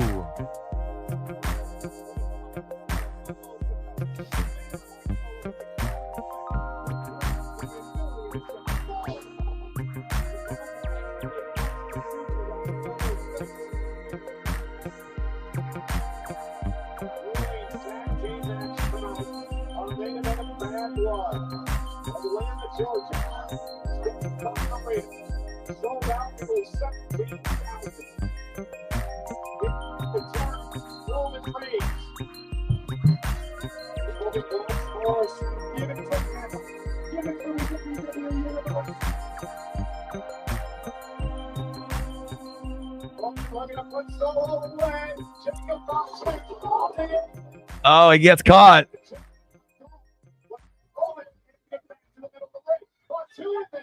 Oh. Oh. Double super kick. Uh-oh. Uh-oh. Look at that athleticism. Wow. Unbelievable athleticism. Solo on top. 2.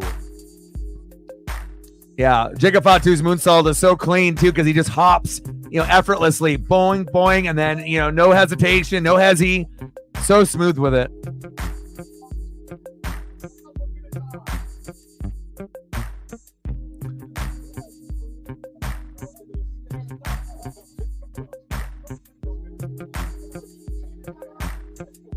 Oh, not the Wendy's Saucy Nugs advertisement.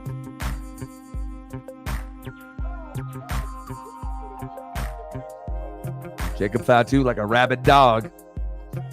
Oh!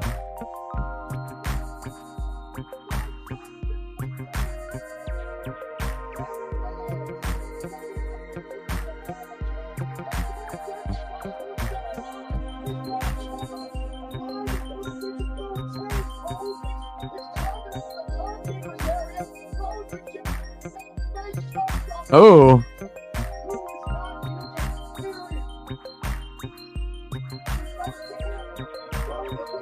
Crossroads.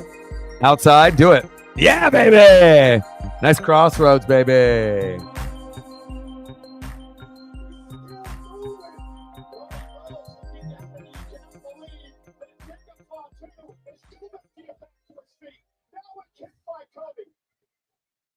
Ooh, 2 kicks. Make it 3.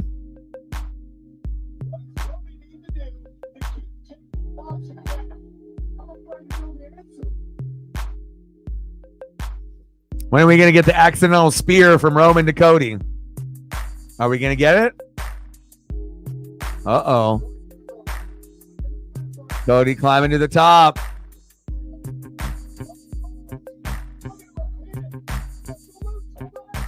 Oh, baby.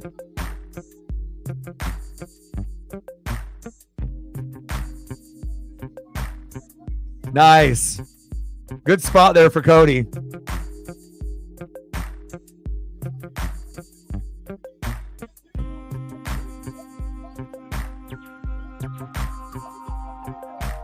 Good thing the table collapsed, because if it didn't, that would have had a lot of bounce back.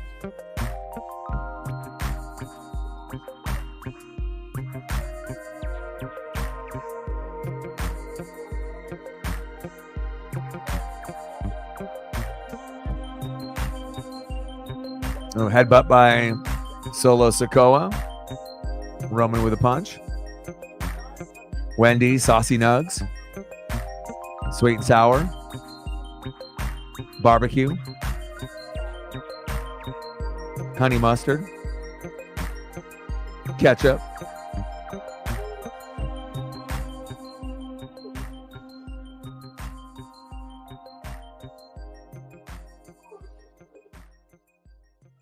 Oh. Oh. Nice Superman punch there by Roman. Let's go. Spear incoming. But who will get hit by the spear, though?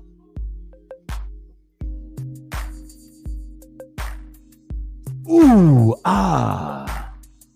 Ooh, ah, ooh, ah, ooh, ah.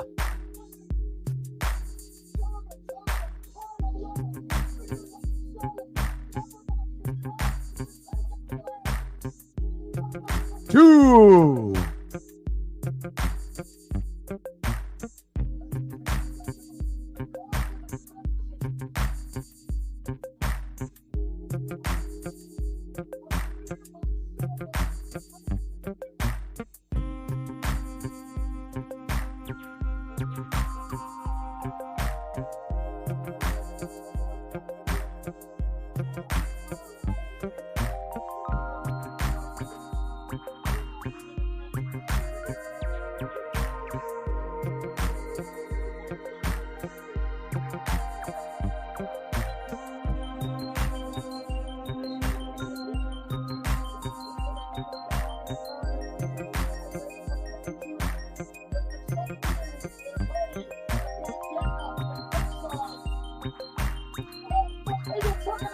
Ooses, baby. Ooses, baby.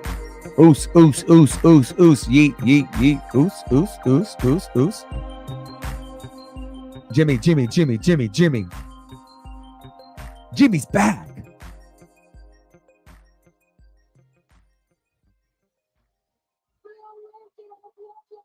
Oh, there's a spear.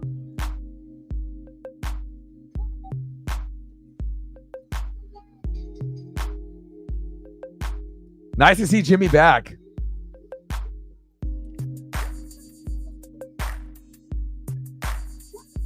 Roman with the Jordans.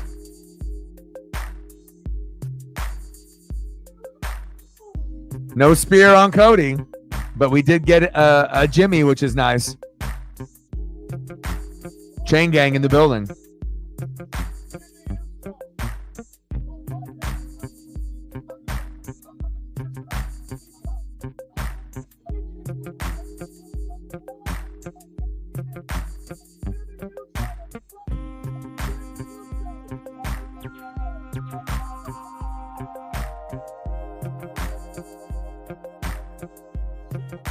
Appreciate you, Reefer.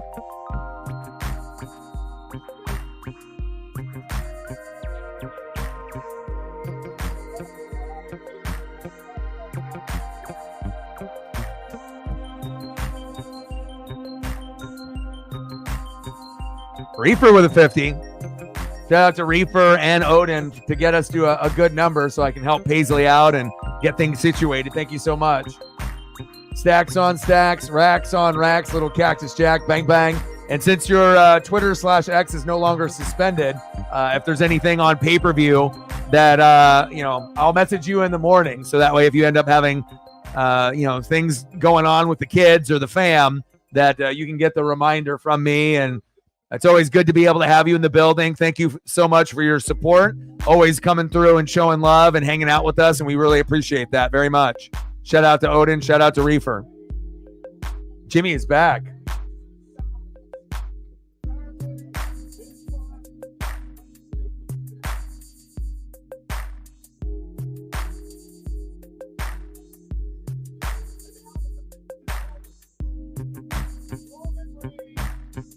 Appreciate you very much.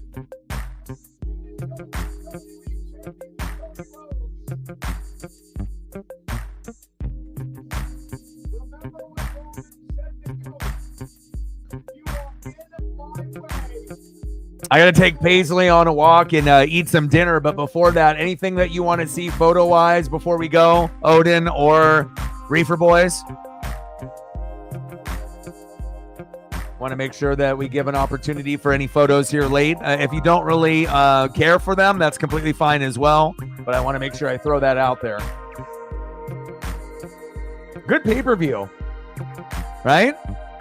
We started off with a bang with CM Punk and Drew McIntyre, Nia and Bayley. It wasn't a bad match there, right? Then you ended up going in with Finn and Damian Priest. We got Liv and Ripley. And then we finish it off with Roman and Cody versus Solo and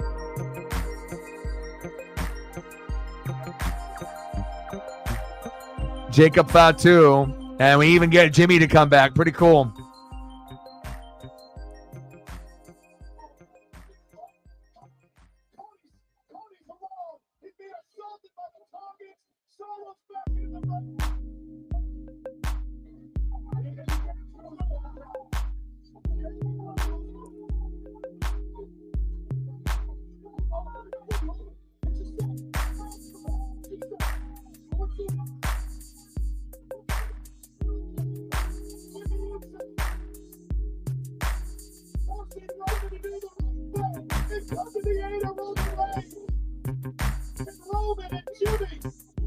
Oh, that was clean. Oh, that was clean. Yes, sir.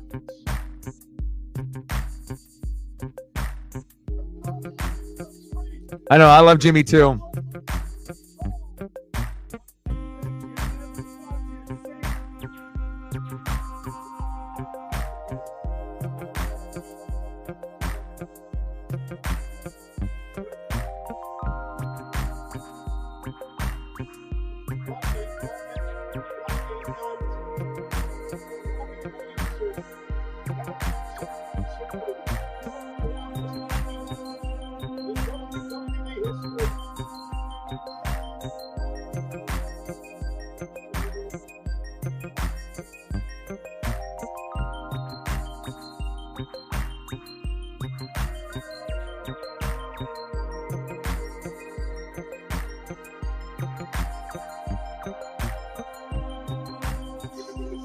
Oh, The Rock. Uh-oh. We heard rumors that he was in Atlanta, and here he is. Oh, my. Oh, my. Oh, my.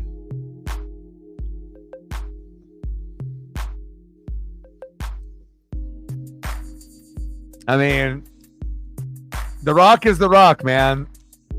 I mean, The Rock and Stone Cold, for a lot of us, you know, it depends on what era you grew up in. You know, in the 80s, you know, you had Hulk Hogan, right? You had Ultimate Warrior, Andre the Giant, Ric Flair. And then as it transitioned into the 90s, there wasn't anybody bigger than Rock and Stone Cold, DX, and NWO. But as far as individual superstars, man, it doesn't get too much bigger than The Rock. Still relevant to this day.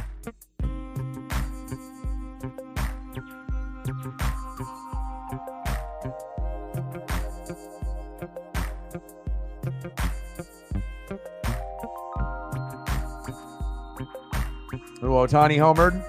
Tied up.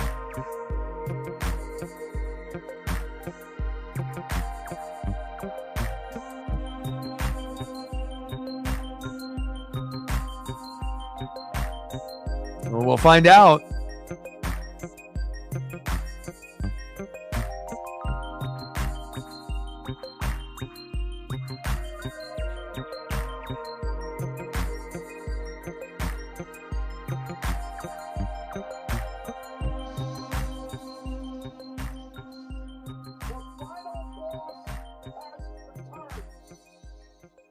Interesting.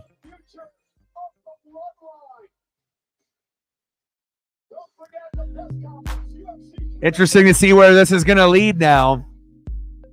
Oh, man. Good pay-per-view. I mean, even though you didn't get a lot of, you know, The Rock and you didn't get a lot of Jimmy, it was just enough to kind of give you that little cherry on top, right? To make sure that, okay, the rumors are true. And sometimes rumors end up, you know, just being rumors. But cool to see The Rock and cool to see Jimmy back. Awesome. I don't know what it means, but we'll find out probably on Monday Night Raw and moving forward. So, but I love you guys and I appreciate you guys very, very much. Thank you for all the support, Odin and Reefer. And again, can't wait for the next WWE pay-per-view.